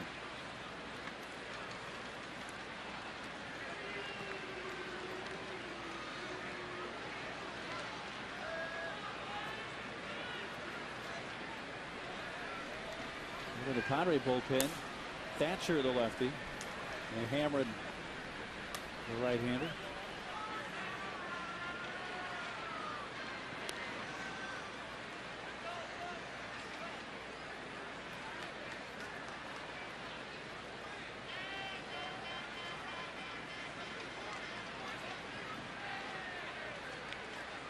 Two and one on Alfredo Amezica, who was a late entrant into the lineup when they scratched Mike Stanton. 3-1. And Wade LeBlanc trying to off-speed him, trying to get him to hit a grounder on the infield. Amezica's only grounded to one double play this year in the short time that he's been with the Marlins.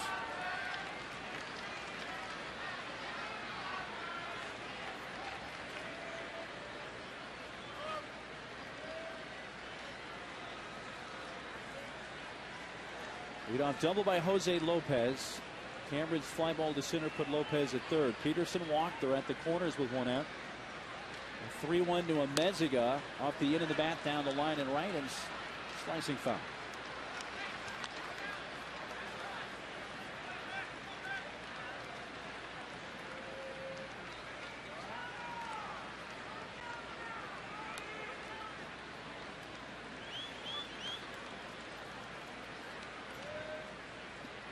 Think they'll start Peterson from first here? They may. And remember, with LeBlanc on the mound, they usually go on first move. Nope. Not running, and the pitch low. That's going to load him up, and now the Marlins are going to call Volstad back and employ a pinch hitter.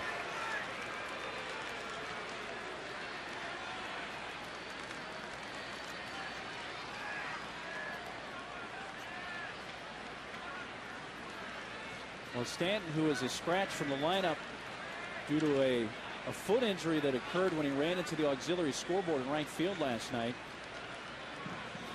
available to bat on the bench. And if you're Jack McKeon and you've got this weapon on your bench, why not at this point? Bud Black comes out.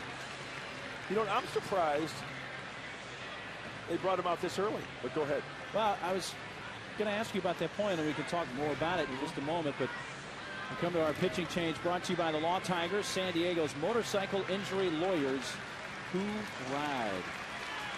The block finished after 5 1/3.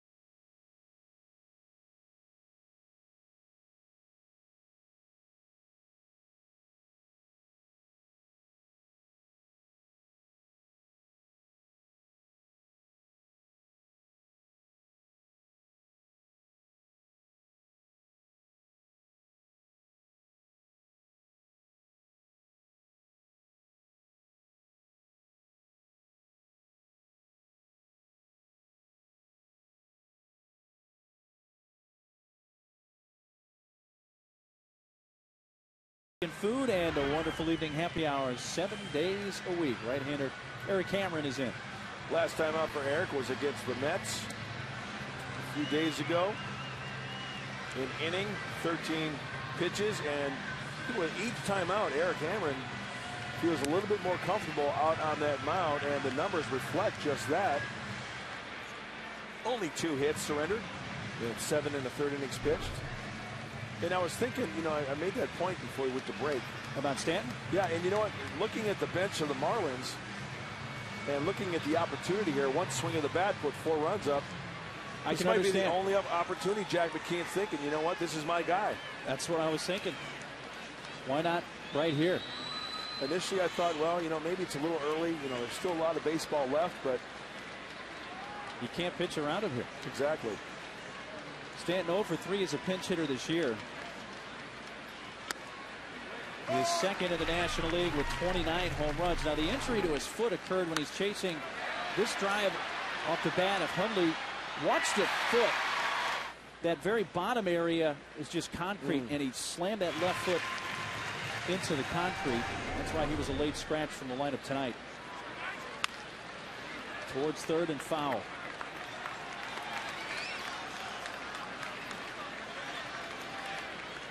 Marlins have hit 6 grand slams this year as a team. They have not allowed a grand slam this year.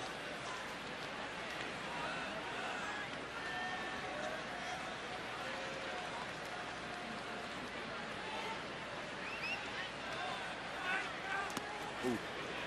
Good play by Hundley to keep that from getting away. You know, especially on a breaking ball like that, a slider down, that ball's going to check up. Watch as this ball hits. It has a tendency to check back up the other way because of the rotation. That ball, like Velcro, into the glove of Nick Hundley. Hart's got to skip a little bit right there as a catcher, huh? I bet. Hammered on in relief. Padres leading by 2, but the Marlins with the bases loaded, 1 out, and Stanton strikes out on a slider. So Jack McKeon going to Stanton here in the 6th with the bases loaded, and he fans. Great location all the way around for Eric Cameron. Nice tight slider. You can't get beat there. You know, when he threw that first pitch fastball in the outside corner with authority for the strike, he had a great idea how to set him up. He set him up perfectly. Top of the order as they're loaded with 2 outs for Bonifacio.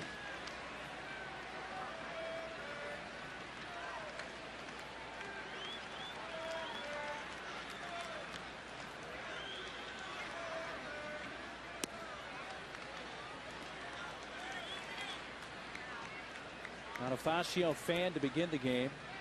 In the second, he walked, and in the fourth, hit the ball sharply, but lined out to the right fielder, Will Venable.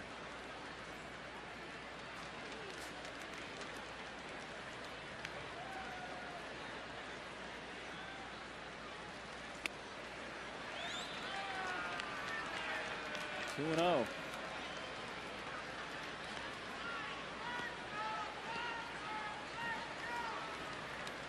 Our bases loaded, 2 outs. If you're Bonifacio, and we've talked about how aggressive normally the Marlins are. Are you taking a strike here, or are you swinging away? Me personally, I want to make him throw a strike. Yeah. How aggressive these guys are, you never know. 3-0.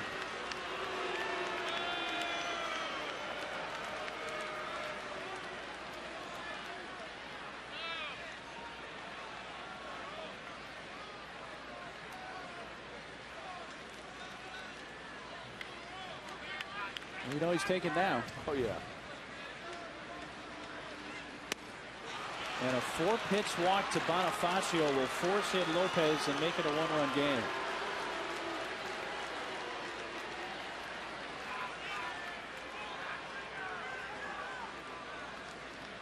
Aaron Balsley takes a trot to the mound.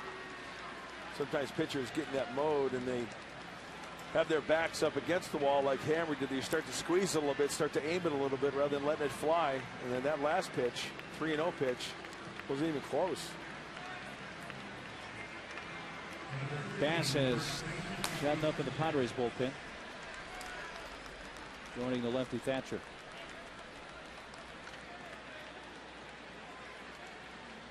Padres lead down to a single run, and they're loaded up for Gabby Sanchez.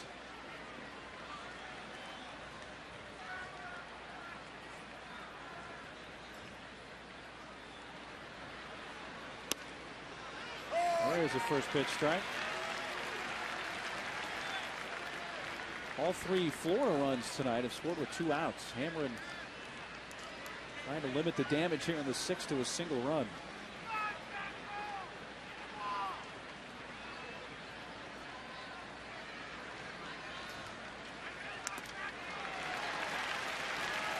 A foul at the plate runs it to 0-2.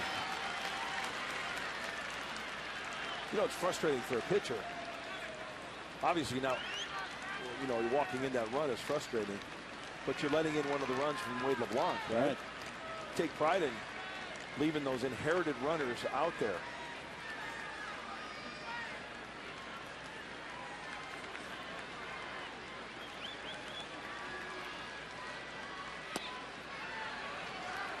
Hammerin had not allowed an inherited runner to score in his relatively brief Padres time until tonight. He'd inherited a couple of runners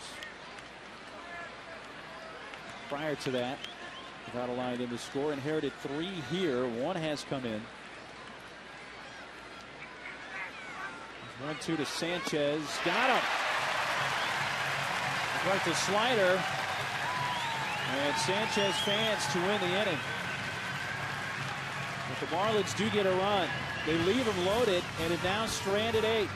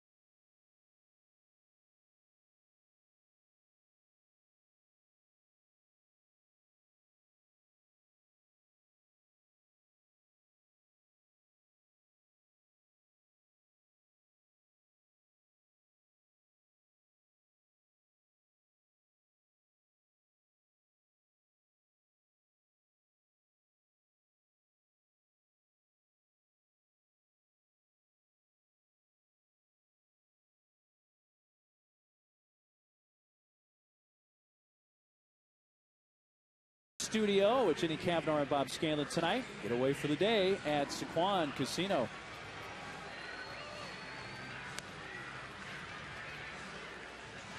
Padres come up in the home half of the 6th and face a new hurler, Chris Hatcher. Well, Volstead kept him close. Hands the ball over to Hatcher. Fastball, slider, and a change.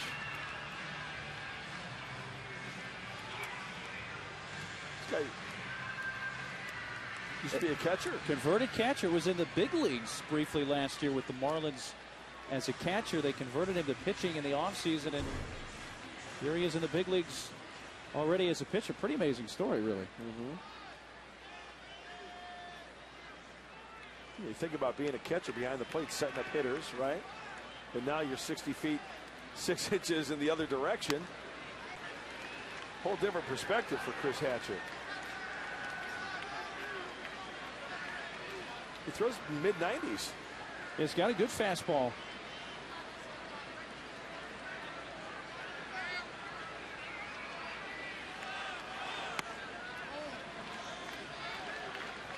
Kenley Jansen, converted catcher for the Dodgers. Jason Mott of the Cardinals is a converted catcher. Well, Hatcher last year. Yeah, he just went to his mouth when he was on the rubber. Should be a ball. Yeah.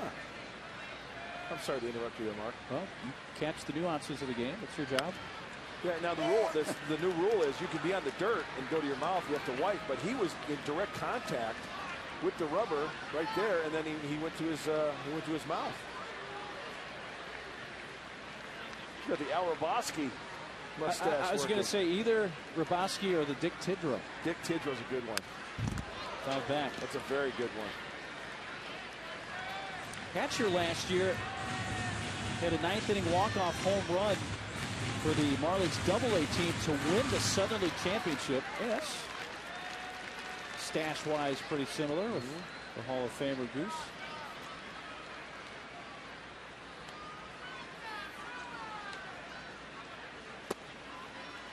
Three and two. Hatcher had 6 at-bats in the big leagues last year, and he fanned 5 times. That'll put you on the mound. So then the conversion began. But really, right. what a story. It's a great story. Popped up left side and the shortstop on Bonifacio. One out in the Padres 6th. Well, I know we talk about it quite a bit, and it's fitting that Sunday is going to be the retirement of Trevor Hoffman's number, but Trevor being a shortstop and converted, into a pitcher. I mean, that's a great story in itself. That story never gets old.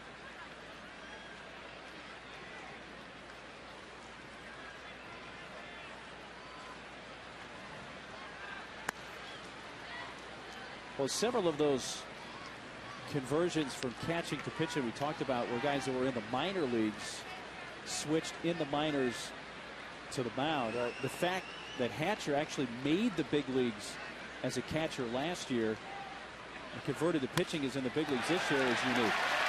Hudson, base hit to right, his first hit of the game. A 1-out 6th inning single.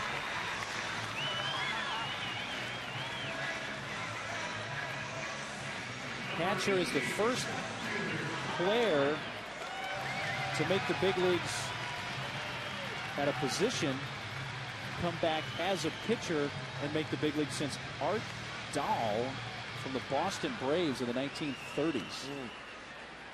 I never saw him play. To come up as a catcher and make it as a catcher in the big leagues and come back as a pitcher. Yeah, I missed Art. Yeah.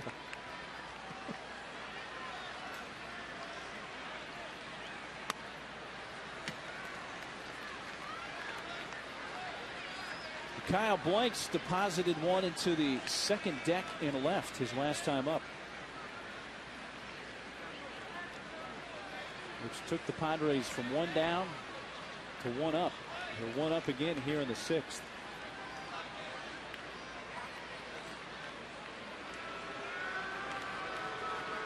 Chad Qualls up now in the Padres bullpen.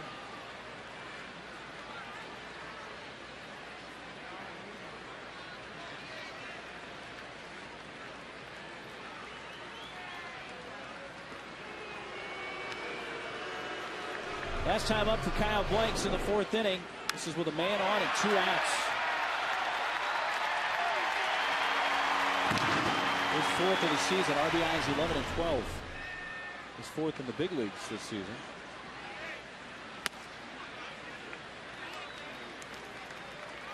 You can tell by the way Hatcher throws the ball. He really doesn't have that big follow through. He's kind of a short armor type, and you can see after watching his arm action, oh yeah, you can see that he was a catcher, the way he throws the ball.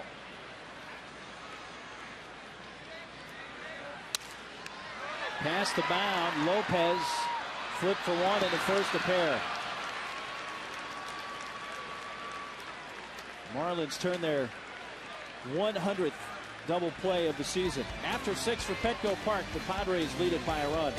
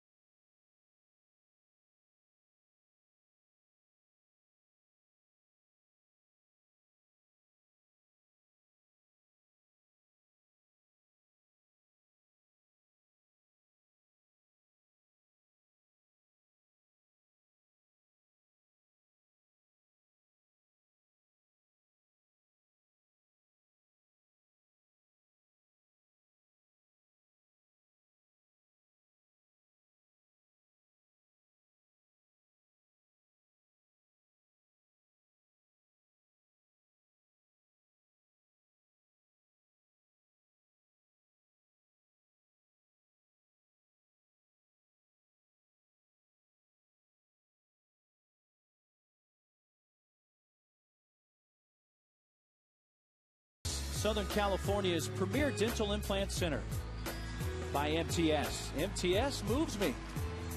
And by Cadillac. Visit your San Diego County Cadillac dealer for an attractive lease or purchase offer. Glad you could join us on this Friday night. Mark Neely with Mark Grant. And now on the hill for the Padres is Chad Qualls. And Chad Qualls has the turbo sinker and hopefully keep these Padres close within 1 run. Bottom of the order, I'm sorry, take that back. Middle of the order, Buck, Dobbs, and Lopez. So some tough company for the right-hander. Righty, lefty, righty.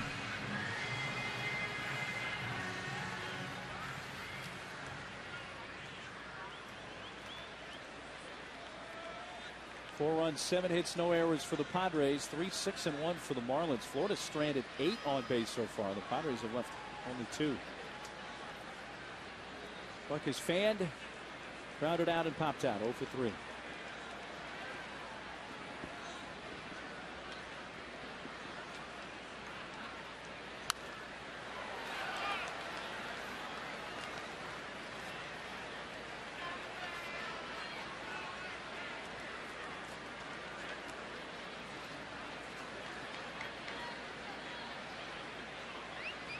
Qualls, the third Padres pitcher. LeBlanc went 5 1/3. Hammer in 2/3 of an inning. Foul back this way, and it's 0-2.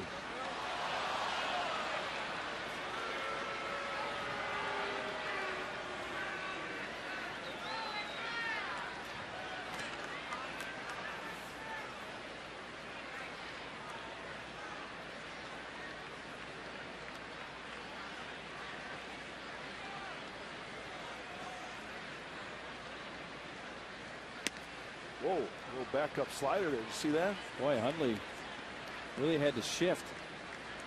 That was either a backup slider or mislocation. Let's check it out. Kind of tough to tell. Well, definitely had some run in. Yeah. And it didn't bite like a true sinker from Chad Qualls. You know what I'm saying? Right. That's a slider.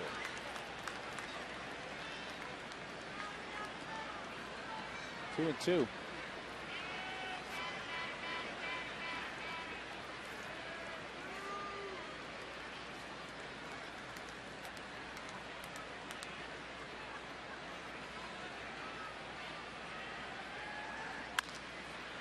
Jammed him, and on the ground to Bartlett at shorts. One gone in the Fish 7th. Let's answer tonight's trivia question brought to you by AT&T Wireless. Tonight's question: which member of the Florida Marlins coaching staff is the son of a Baseball Hall of Famer? And the answer, their hitting coach, Eduardo Perez, whose dad Tony also works for the Marlins. There's Eduardo. Yeah, Tony actually managed the Marlins for a little while. He's Hall of Famer who spent the majority of his career with the Cincinnati Reds. Boy, he could hit, huh? Oh, Tony? That clutch. That hey, we talk about clutch hitters. Yeah. Tony Perez was a clutch hitter, man. Big red machine. His dad played in 5 World Series, 4 of them with the Reds. The Reds in 75 and 76, they were, for good reason, called the Big Red Machine. They were a machine, man. Foul past third. Look at their everyday lineup. Incredible. You know, they weren't the greatest pitching team. No, but boy, their offense and their defense really made up for it. Dobbs has a single and 3 at-bats.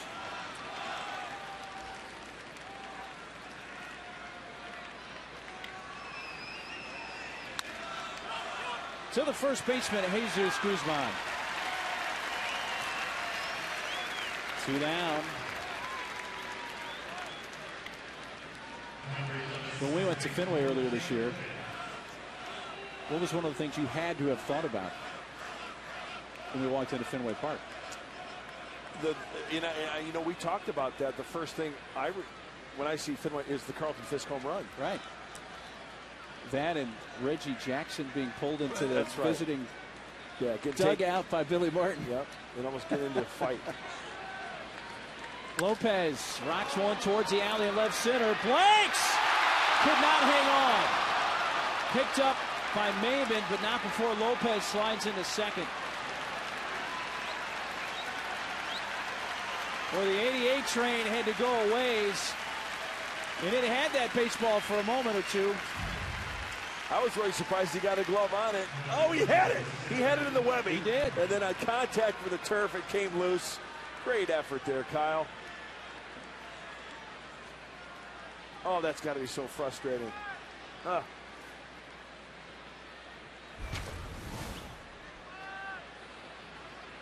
It's a 2-out double for Lopez, his 3rd double of the night. He has 3 of these 7 Florida hits. And the tying run is at second with 2 outs for Mike Cameron.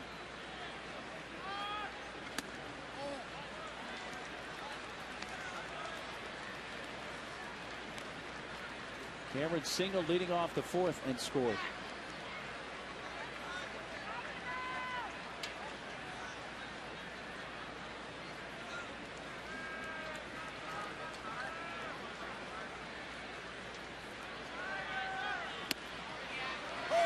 That's a strike.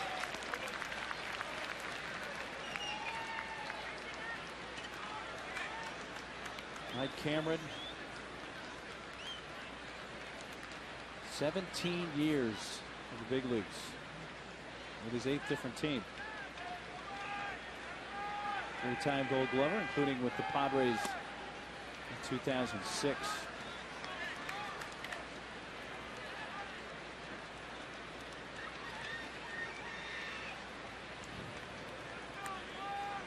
Cameron hit 43 home runs in 2 seasons combined with the Padres back in 06 and 07.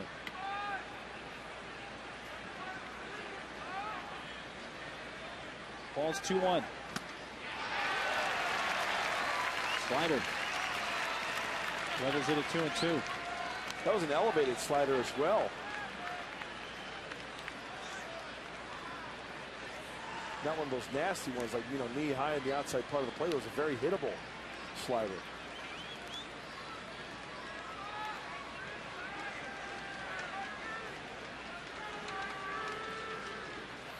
2-2 pitch to Cameron. That will leave play right side.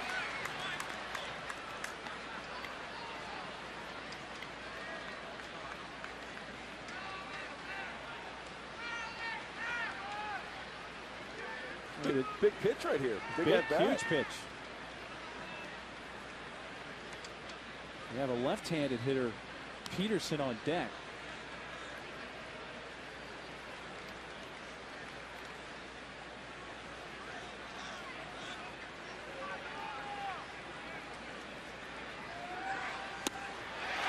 Big strikeout for Qualls. He gets it with the slider.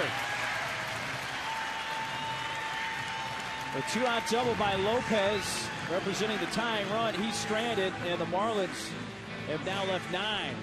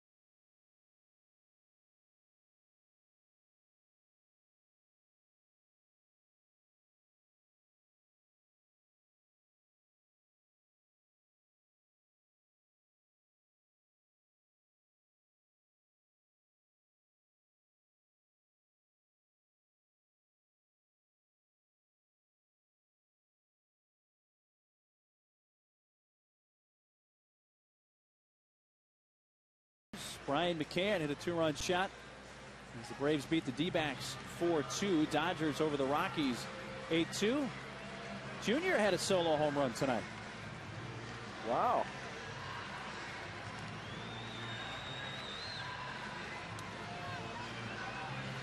Number 2 on the year for Tony Gwynn Jr. How about the Cubs today? Got rid of GM Jim Hendry. I did. You know what? I'm usually on my computer looking at stuff. I haven't been on for a while. I did not hear that. When did that happen? Earlier today? Just today, yeah. First pitch swinging. Hundley breaks his bat to short. Bonifacio down the line. Safe.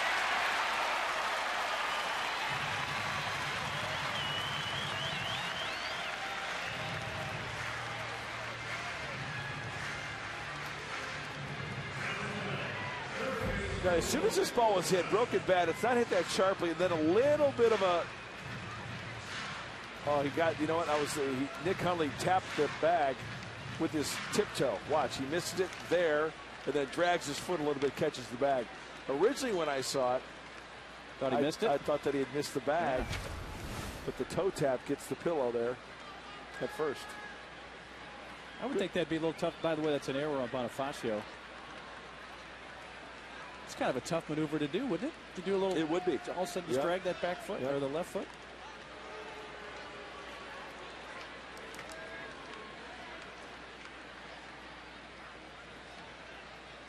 Second error charge to the Marlins defense tonight. The other one assessed to the third baseman Dobbs back in the third.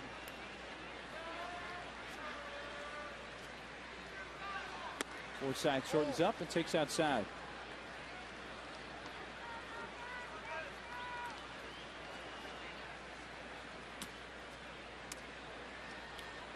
Long look down to win Hoffman at third.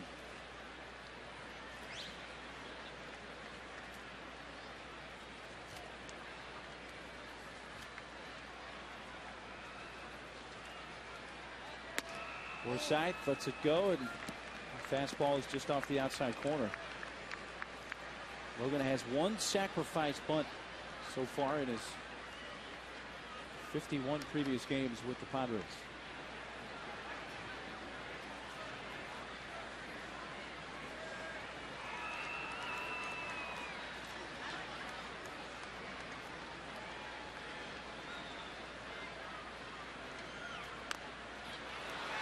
That rolls foul.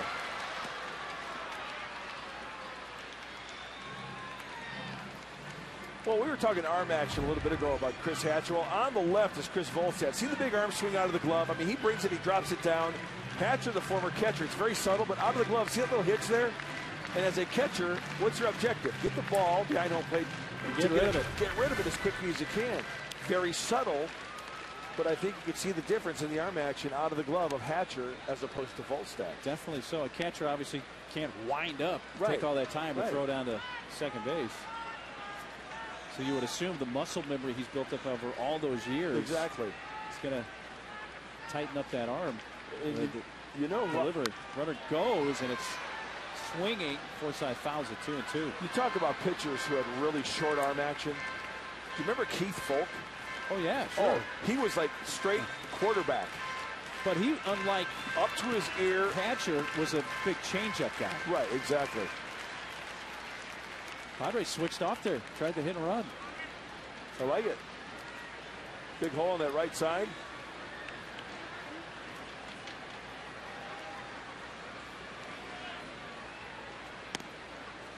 Full count.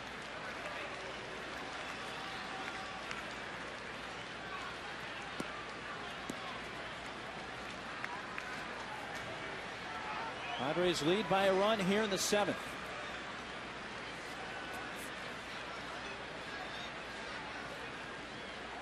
Lefty Spence and right-hander Gregerson watch it from the Padres bullpen. Bullpen coach Darryl Ackerfeld's there on the right. Those flowers look like they can use some water. Hundley takes off, and it's ball 4 outside.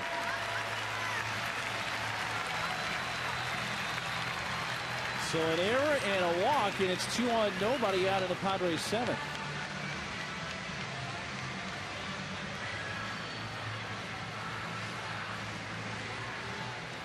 Former Padre Ryan Webb up in the Marlins bullpen, as is Michael Dunn.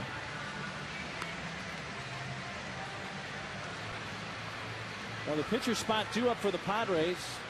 Roberto Gonzalez will pinch it for San Diego.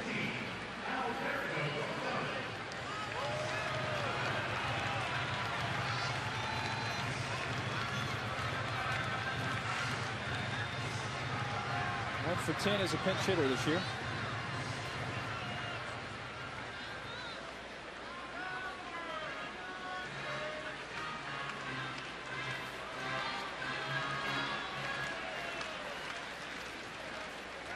Marlins come in at the corners, expecting a bunt. At least guarding against a possible bunt from Gonzalez.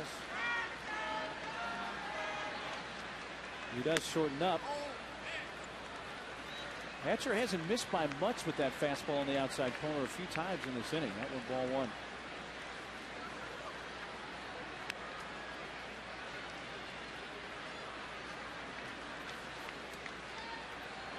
Well, the idea here is you want to draw that third baseman in. You want Dobbs to field that baseball to get the runners over to second and third. 1 sack bunt this year for Gonzalez. Avoid the force out at third base. Oh. 2-0.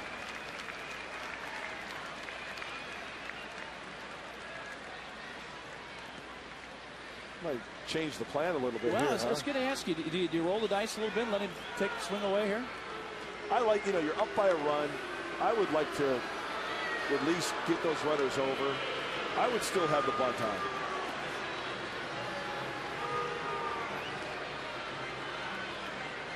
You hit one on the ground, you roll into a double play, that's 2 outs.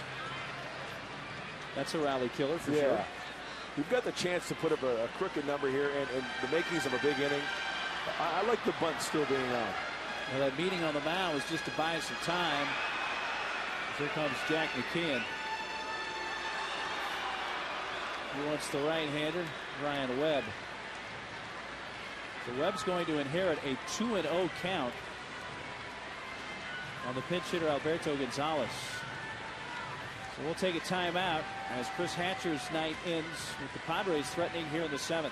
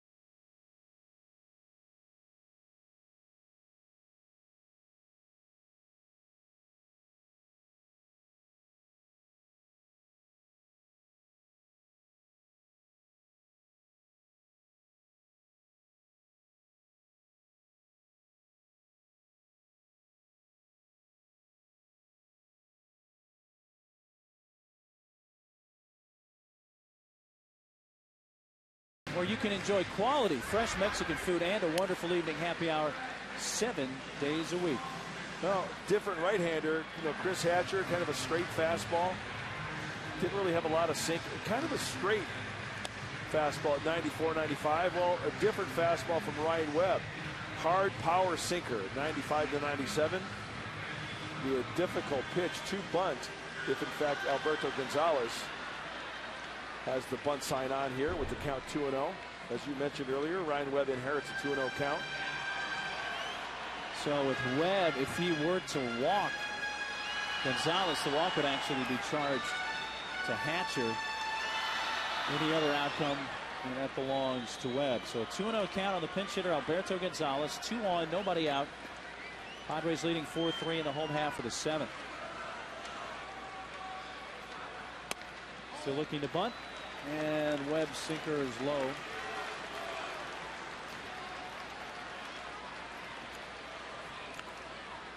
Ryan Webb just came off the disabled list on Wednesday. He had some right shoulder inflammation.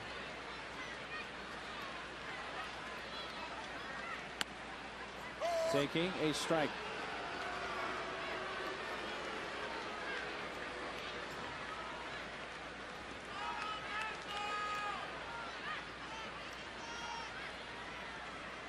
Have made a combined 82 relief appearances over the last 2 seasons while with the Padres.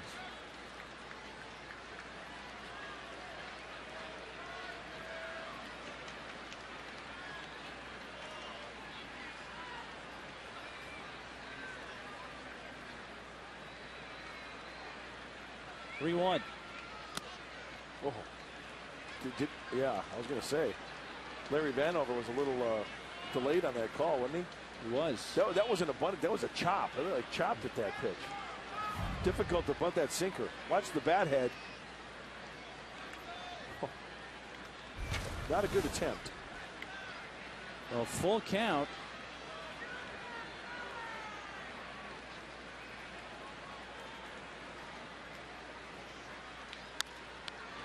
Well, that'll be it out at second. No throw to first. Sanchez will get it to Bonifacio to force Forsythe. So Gonzalez gets half the job done there. He advances 1 runner. And it's first and third, 1 out. Well, he got the sinker in on the fist, that's for sure. Couldn't do much with that pitch, but the ground ball to the right side. And Jack is having a little stroll out to the mound again. They have the lefty Venable coming up for the Padres. They've had the lefty Dunn going in the Marlins bullpen. And that's who we're going to see for Florida. So another Marlins pitching change. We'll step aside again here in the Padres center.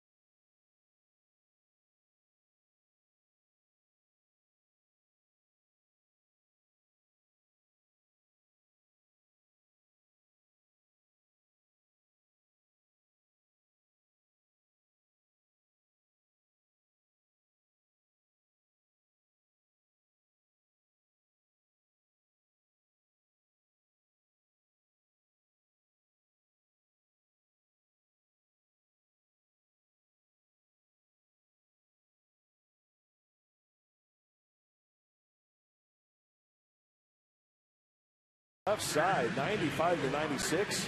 Pretty straight fastball.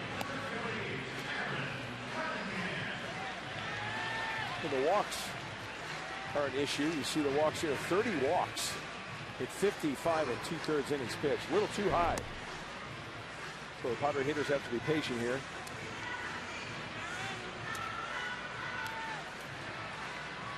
Oh, going way back. That's a busy lid he's got going there, too. I was going to say, the thing must weigh about 3 or 4 pounds with all those pins. My goodness.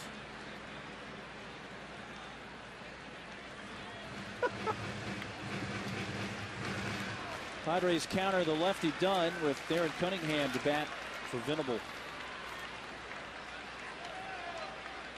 First and third, 1 out. 4-3 Padres in the 7th. A rip at the 94-mile-per-hour fastball, strike 1.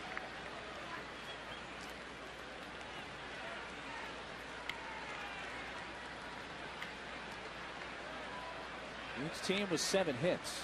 Each team scored a run in the first. Each team scored in the fourth. Florida with 1. The Padres with 2 on the blanks homer. Padres led 4-2 with a run in the 5th. Marlins got that run back in the 6th.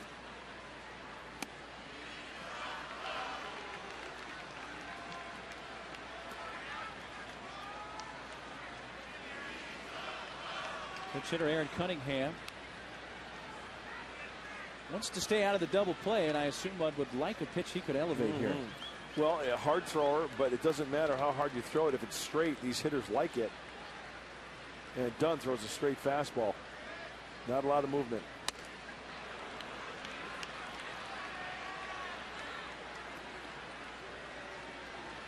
Dunn came over from Atlanta in the offseason. He and Omar Infante swapped by the Braves to the Marlins in the Dan Uggla deal.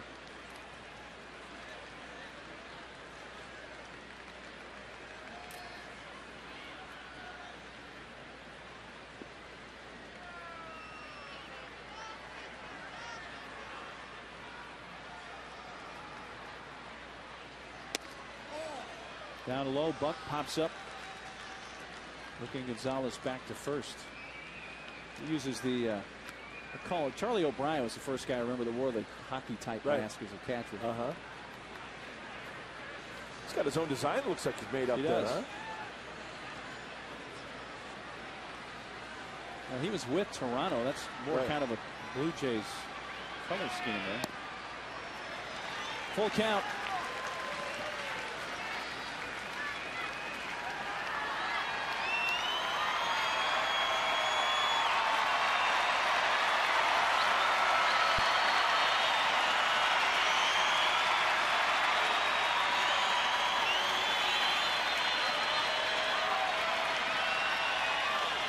Cunningham batting for Venable. 3-2 pitch for Mike Dunn. Instead, a check on Gonzalez to see if he may be on the move.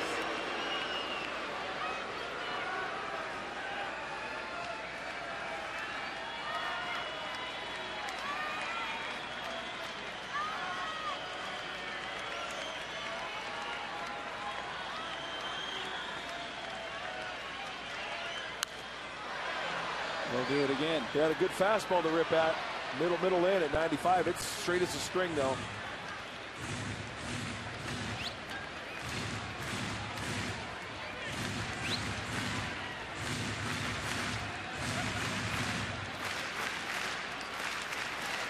$26,065 tonight here at Petco. We're in a peek hit at John Buck fastball. Inner part of the plate. Popped up short right. Catch is made by Lopez. Throw comes home, and holding is Hundley. Well, Mike Dunn did a nice job of hitting his spot. John Buck put down the number 1 on contact. Yeah, you betcha. He got in the kitchen of Aaron Cunningham. Just a difficult time for AC to get that top hand on top of that good fastball. Could not catch up to it.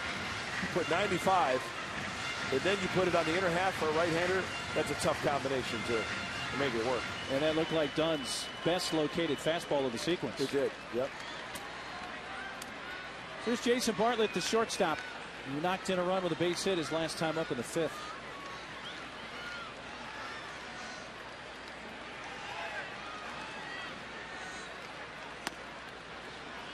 Lays off the high fastball for ball 1.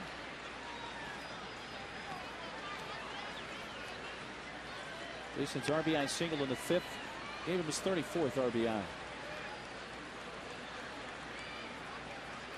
An error began the inning, then a walk. Padres had 2 on, nobody out. It's 2 on, 2 outs.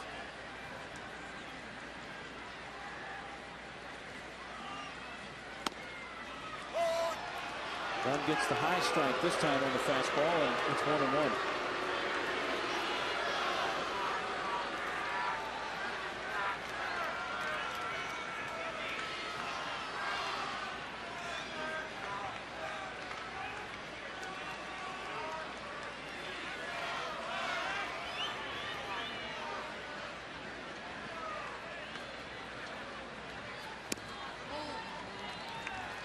It inside, 2 balls and a strike. You know, with a guy who throws hard like Dunn and Bartlett, I kind of like the matchup. He can fight off pitches, right? Because Jason's a smart enough hitter not to try to do too much here. In fact, I envisioned something like a broken bat, little duck snort down the right field line, you know?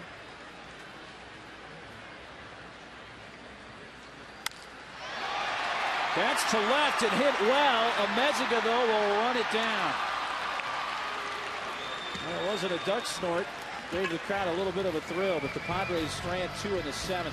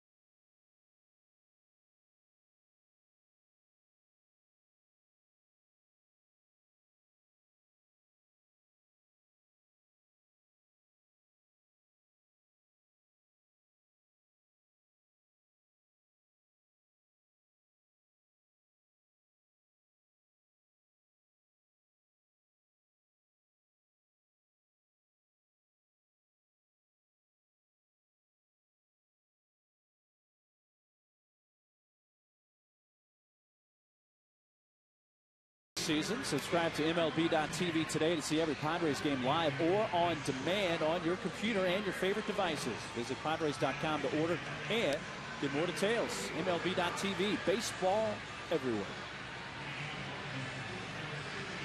Several changes for the Padres, including a new hurler, Josh Spence. The magician, Josh Spence. A couple of outings where he had some adversity to face, but overall the numbers look great for the left-hander. Only 8 hits in 22+ innings. And you know what? After he was going through some changes as far as like walking some people, as Alberto Gonzalez goes into play short, I had a chance to talk with his college coach at Central Arizona. Yeah. And he said, as AC goes into right field, that mechanically he said he was bending too much at the waist on his follow through, and it was throwing off his mechanics. So let's see if he makes an adjustment tonight. Leave it to somebody like an old coach that knows you from way back when to say, hey, you need to tweak this a little bit. Yeah. Spence, by the way, batting inserted into the 2 spot in the order vacated by Bartlett, who made the final out of the last inning. Peterson leading off the Florida 8th. It's the bottom 3 for the Fish. Peterson doubled to right, leading off the 2nd, and walked in the 6th. He's been on base twice. Well, that hit him on the right elbow. He's got the padding there.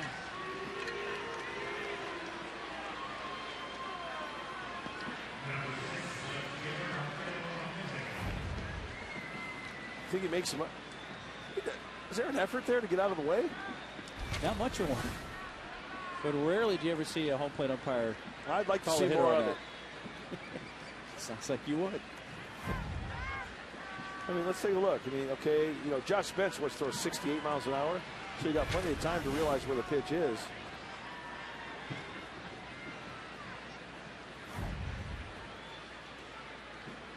And that elbow guard, that's another thing I do away with. No armor at the plate. No, no.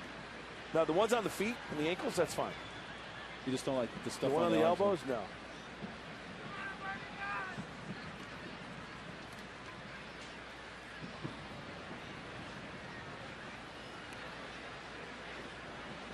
Meziga 0 for 2 with a walk. Forsythe at third, near the edge of the grass in case Meziga is bunting, and he does shorten up and takes high, and that will send Hundley out to the mound to talk to Spence.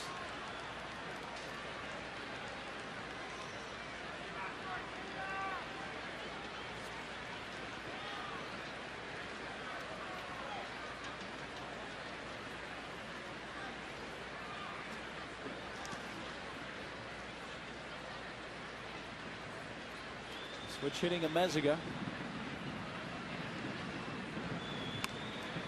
Lays down the bunt. Hundley going to go for the lead man.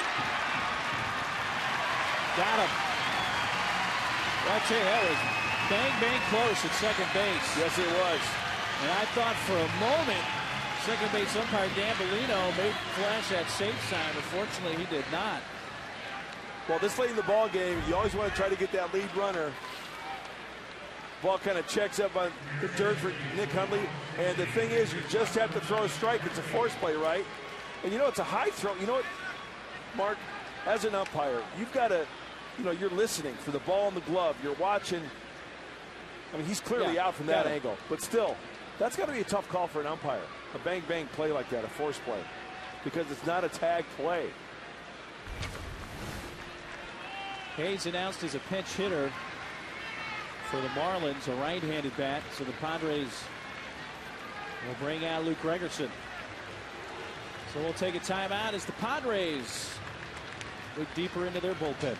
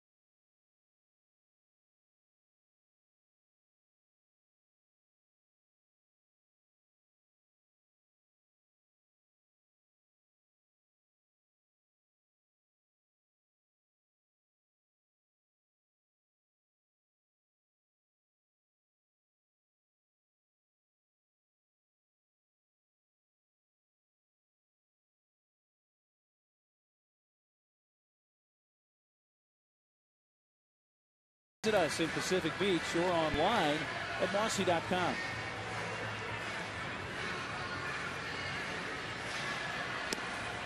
Well, Luke Gregerson toes the slab again. He was out there last night for an inning surrender to hit and a walk. And with Brett Hayes coming up, right-handed pinch hitter. Righty on righty. Looks now like they're going to bat for Hayes. Hayes has been announced. So they burned him. They burned him, and the left-handed hitting Wise, Dwayne Wise, will bat instead.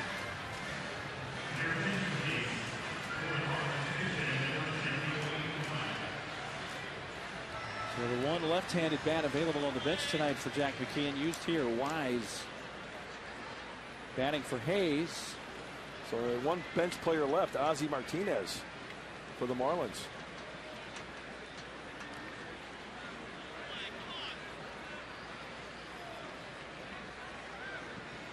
Tying run at first with one out in the Marlins' eighth. Luke gets the call on the outside corner.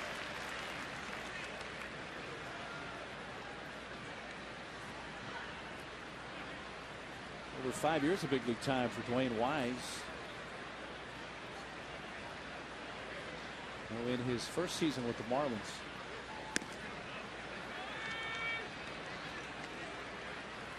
Came up with Toronto in 2000. Has also played in the big leagues with the Braves, Reds, and White Sox.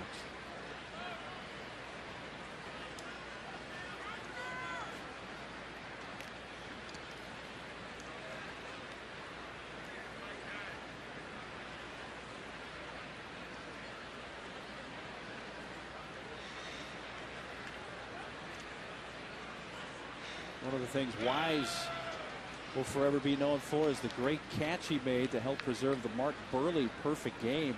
Oh, yeah. Going up and over, right? Oh, he had just entered the game as a defensive replacement.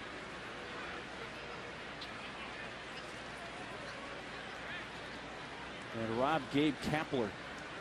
Remember, when we were in Buddy's office in Philadelphia. You're right, watching that. Yeah. At Citizens Bank Park. Yeah. It was July 23rd of 09. Burley did a perfect game against the Rays with the help of Dwayne Wise.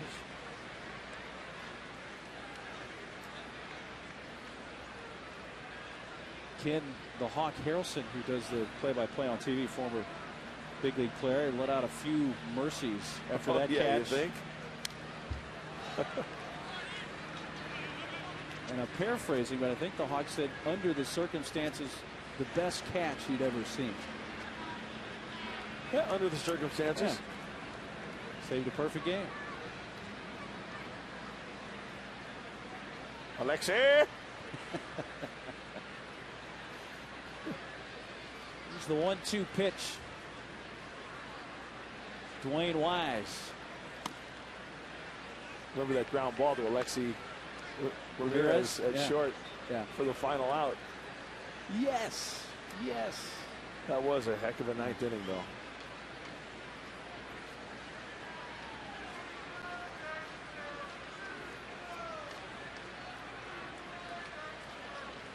Two-two pitch.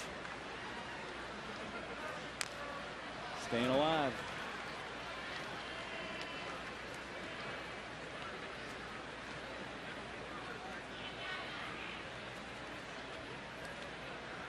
Have you ever witnessed a perfect game? No. Really? No hitter. But never a perfect game. You? A buddy of mine threw in Double-A, Texas League, Shreveport, Louisiana, captains against the Arkansas Travelers in Arkansas. Into left field, a base hit for Wise. So the tying run of Meziga down to second. And the go-ahead run is at first in Wise.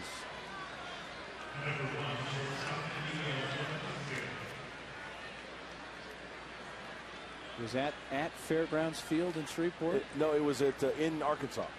At old Ray Winder Field. Ray Winder Field, right. In fact, you know who dove in right field to make the catch for the final out? Who would that be? Rob Deere. Wow. Yep. Nice.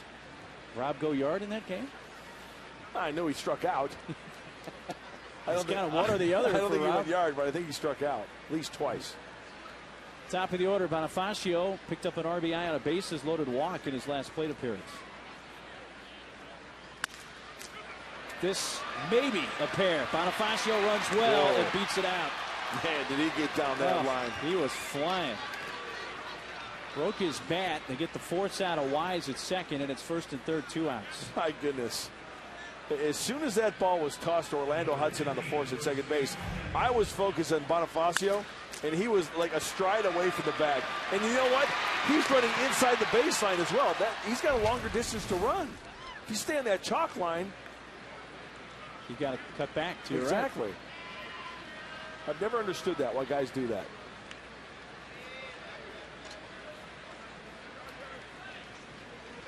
Gabby Sanchez with the tying run at third. A step to third and a look to first move by Luke.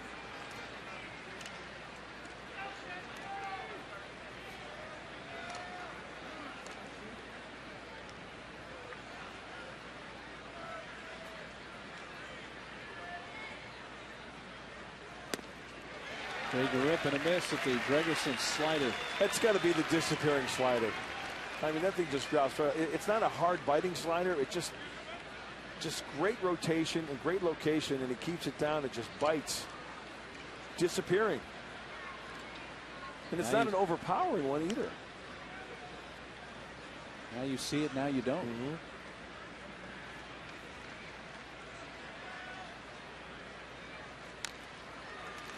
Fouled by the plate, 0-2.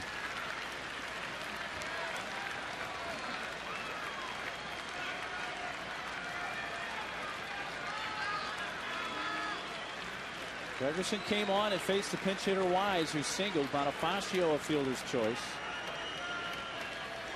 Luke trying to keep this a one-run Padres lead in the top of the 8th.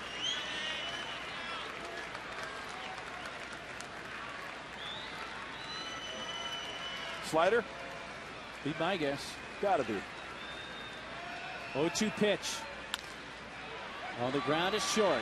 Gonzalez to Hudson for the forced play to win the inning. The Marlins strand 2 more. They've now left 11.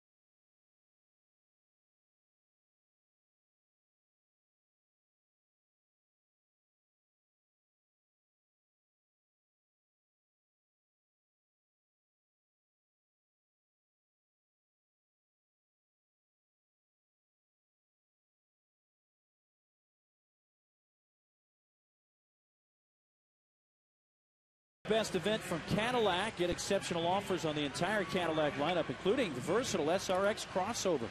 Visit your San Diego Cadillac dealer today. Well, we saw Ryan Webb earlier. Now we see the other former Padre who was involved in the Cameron Maven trade. Here's Emu, Edward Mojica.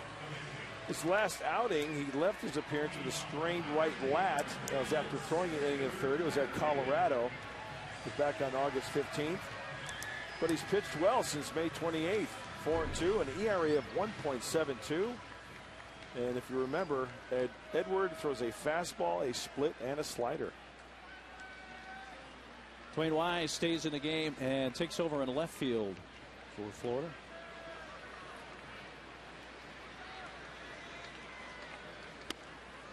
Well, here's the guy he was traded for, Cameron Maybin.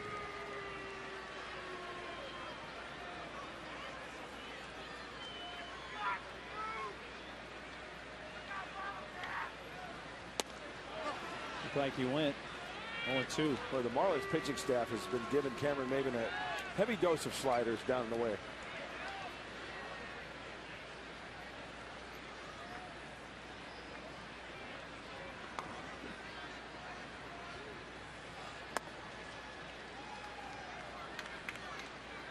Saw Wise, who's in left, and Meziga, who was in left, has moved to second base.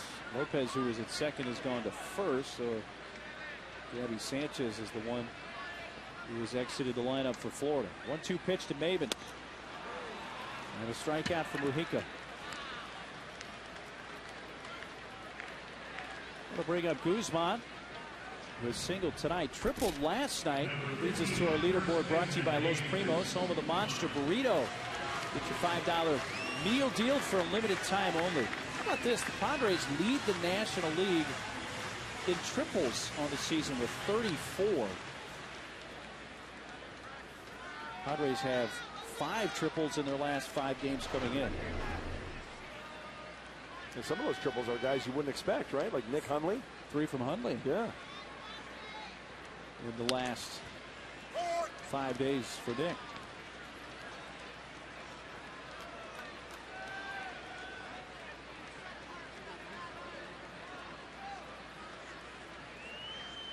One for 3 tonight is Guzman.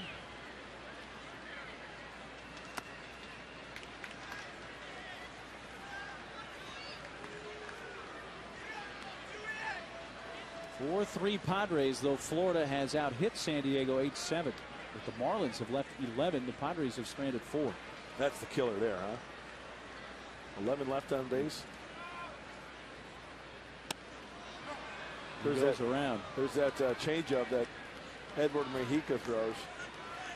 I called it El Diablo because it was like a pitchfork. Called it like a pitchfork. You know, seeing Mujica for the last couple of years, you've seen the good stuff he's had. He was victimized by the home run ball in an inordinate amount of times last year. On the ground at third, near the bag, and foul.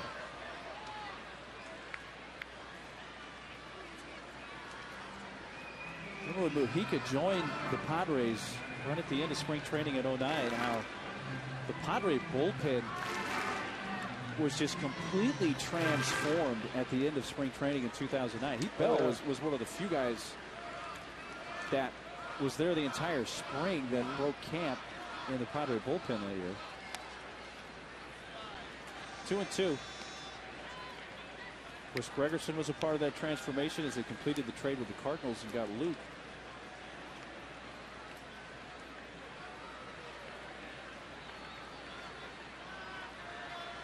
2-2 in the dirt and a full count.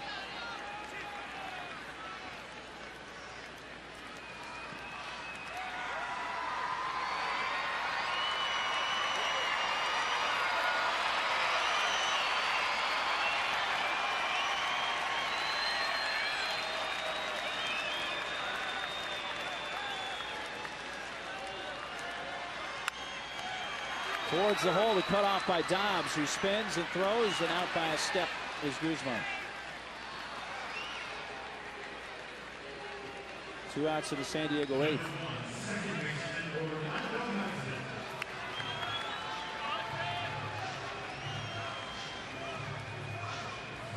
Now looking ahead to the Marlins 9th, the Padres will carry at least a 1-run lead to the 9th for Heath. Florida will have the 3, 4, and 5 hitters due up. Buck, Dobbs, a lefty, and Lopez. Cameron due up 4th in the inning. They have only 1 available bat on their bench, and that's Martinez. Hey! Hockey suit. Mujica winds up on the turf in front of the mound and picks himself up after that Line drive past him off the bat of O'Dog. We talked about right back at you. Whoa. Kind of tough to tell there, but that was almost like head high, neck high, and Orlando Hudson's like, my goodness, that was too close for comfort. Yeah, that actually tailed behind Mujica, like yeah, past his right ear. Yep.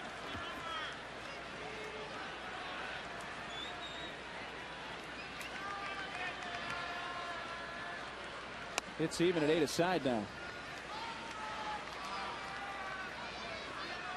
Kyle Blank's 2-run home run in the 4th. The big blast for the Padres tonight.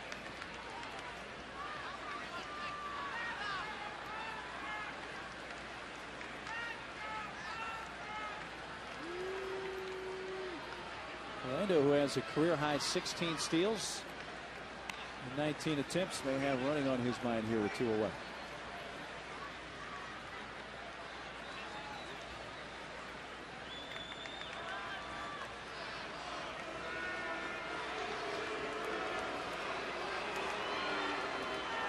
Just the way Kyle Blanks hit one in the 4th inning, you might not want to risk taking the bat out of his hands here. That's true. Hudson bluffs like he's going, and Mujica paints that low outside corner.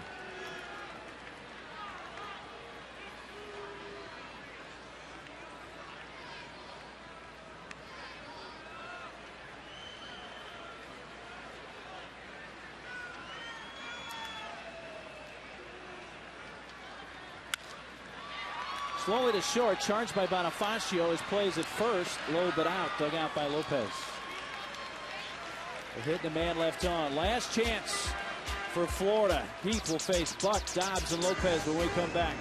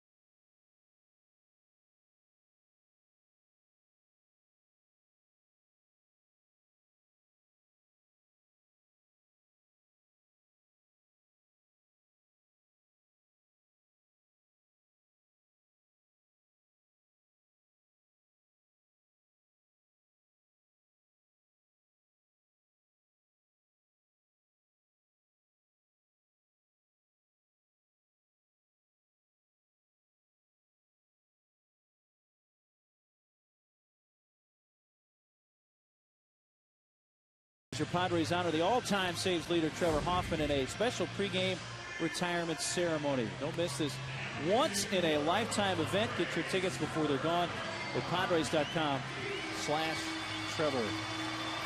The guy who inherited the closer's reins from Trevor Hoffman comes on. Heath Bell.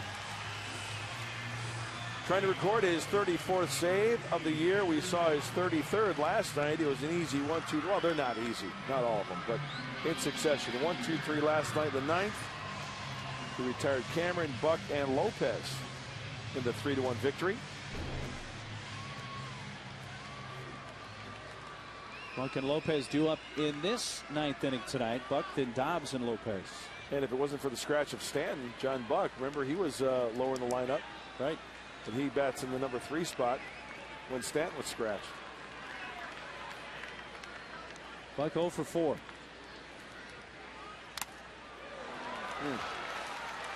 96-mile-per-hour fastball fouled back off of Hundley. Couple of ground outs. He has struck out once and popped out once. Buck has in his 0 for 4 night.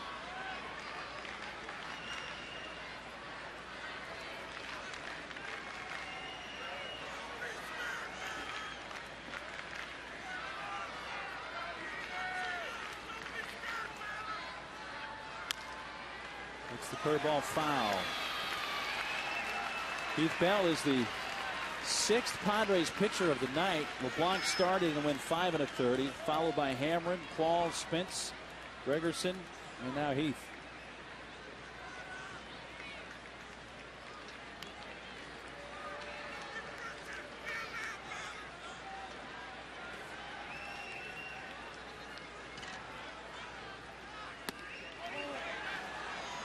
Next swing and he holds up.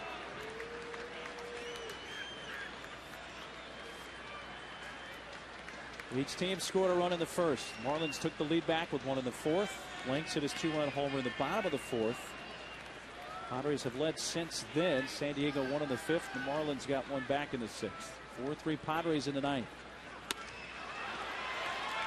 Just outside with the fastball. He's got the good heater still on back-to-back nights. That one was registered at 96. And you know, John Buck, he's a strong Buck, isn't he? He is. I mean, he's got power to all fields, but he's trying to keep the ball away from the catcher. He does again. 97 that time, but it's 3-2. Bluebirds are back. They came out in force earlier in the game when LeBlanc was called out at the plate. A play at the plate. And replay showed that he had gotten in. It was called out back in the fifth. Goes to a 3-2 curveball, and it's inside for ball 4, and the tying run is on.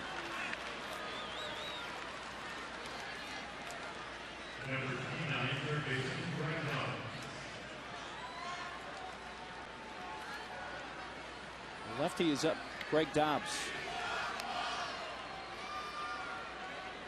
How do the Marlins want to play this on the road? Well, usually, you know, they tie it home, win on the road, right? So he should be swinging away. Should be swinging.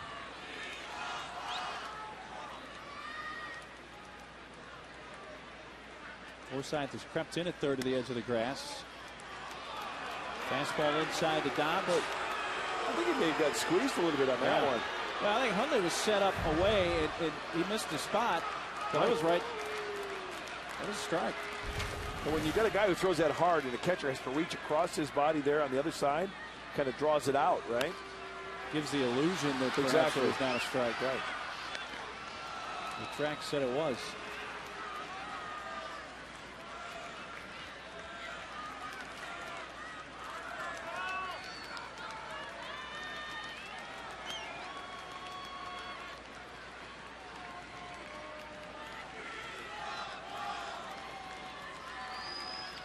One pitch. A high fly left center field. Trotting over is Maben.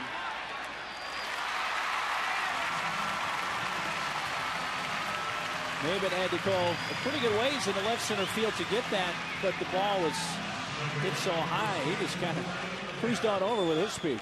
Ball slicing too, huh? It is the first out of the ninth.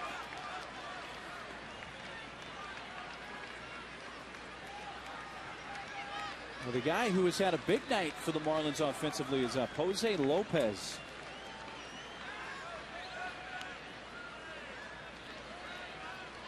Lopez 3 for 4 with 3 doubles.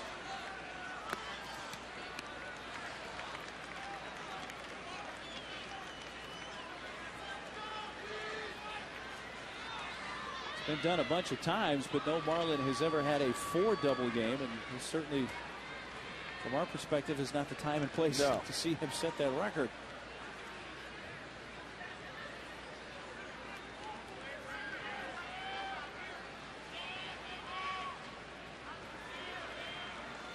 One on, one out in the Florida ninth. Buck led off the inning with a walk. That's in the air to center field. Maben. He's there. 2 down. I was just going to say, Blanks and Maven playing on the deeper side. Blanks playing much deeper than Maven in center. Kyle was only a few feet, maybe 5 to 8 feet away from that warning track. So nothing over their heads.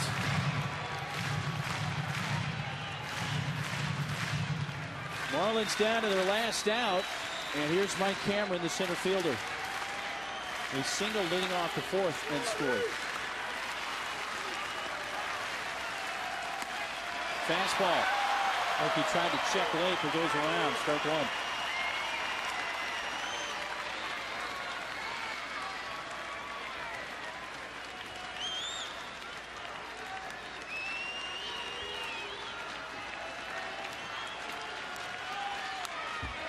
Right back to the heat, and the Marlins are down to their final strike. He is saying, here it is. Have at it. 2 fastballs.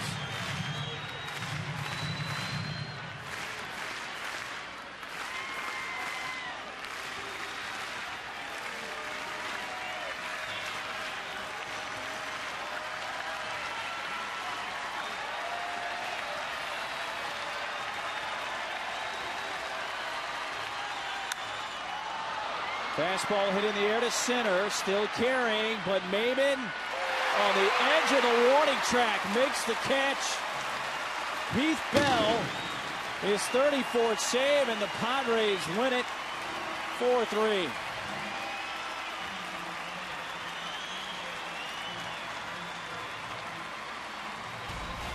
Cam Maven.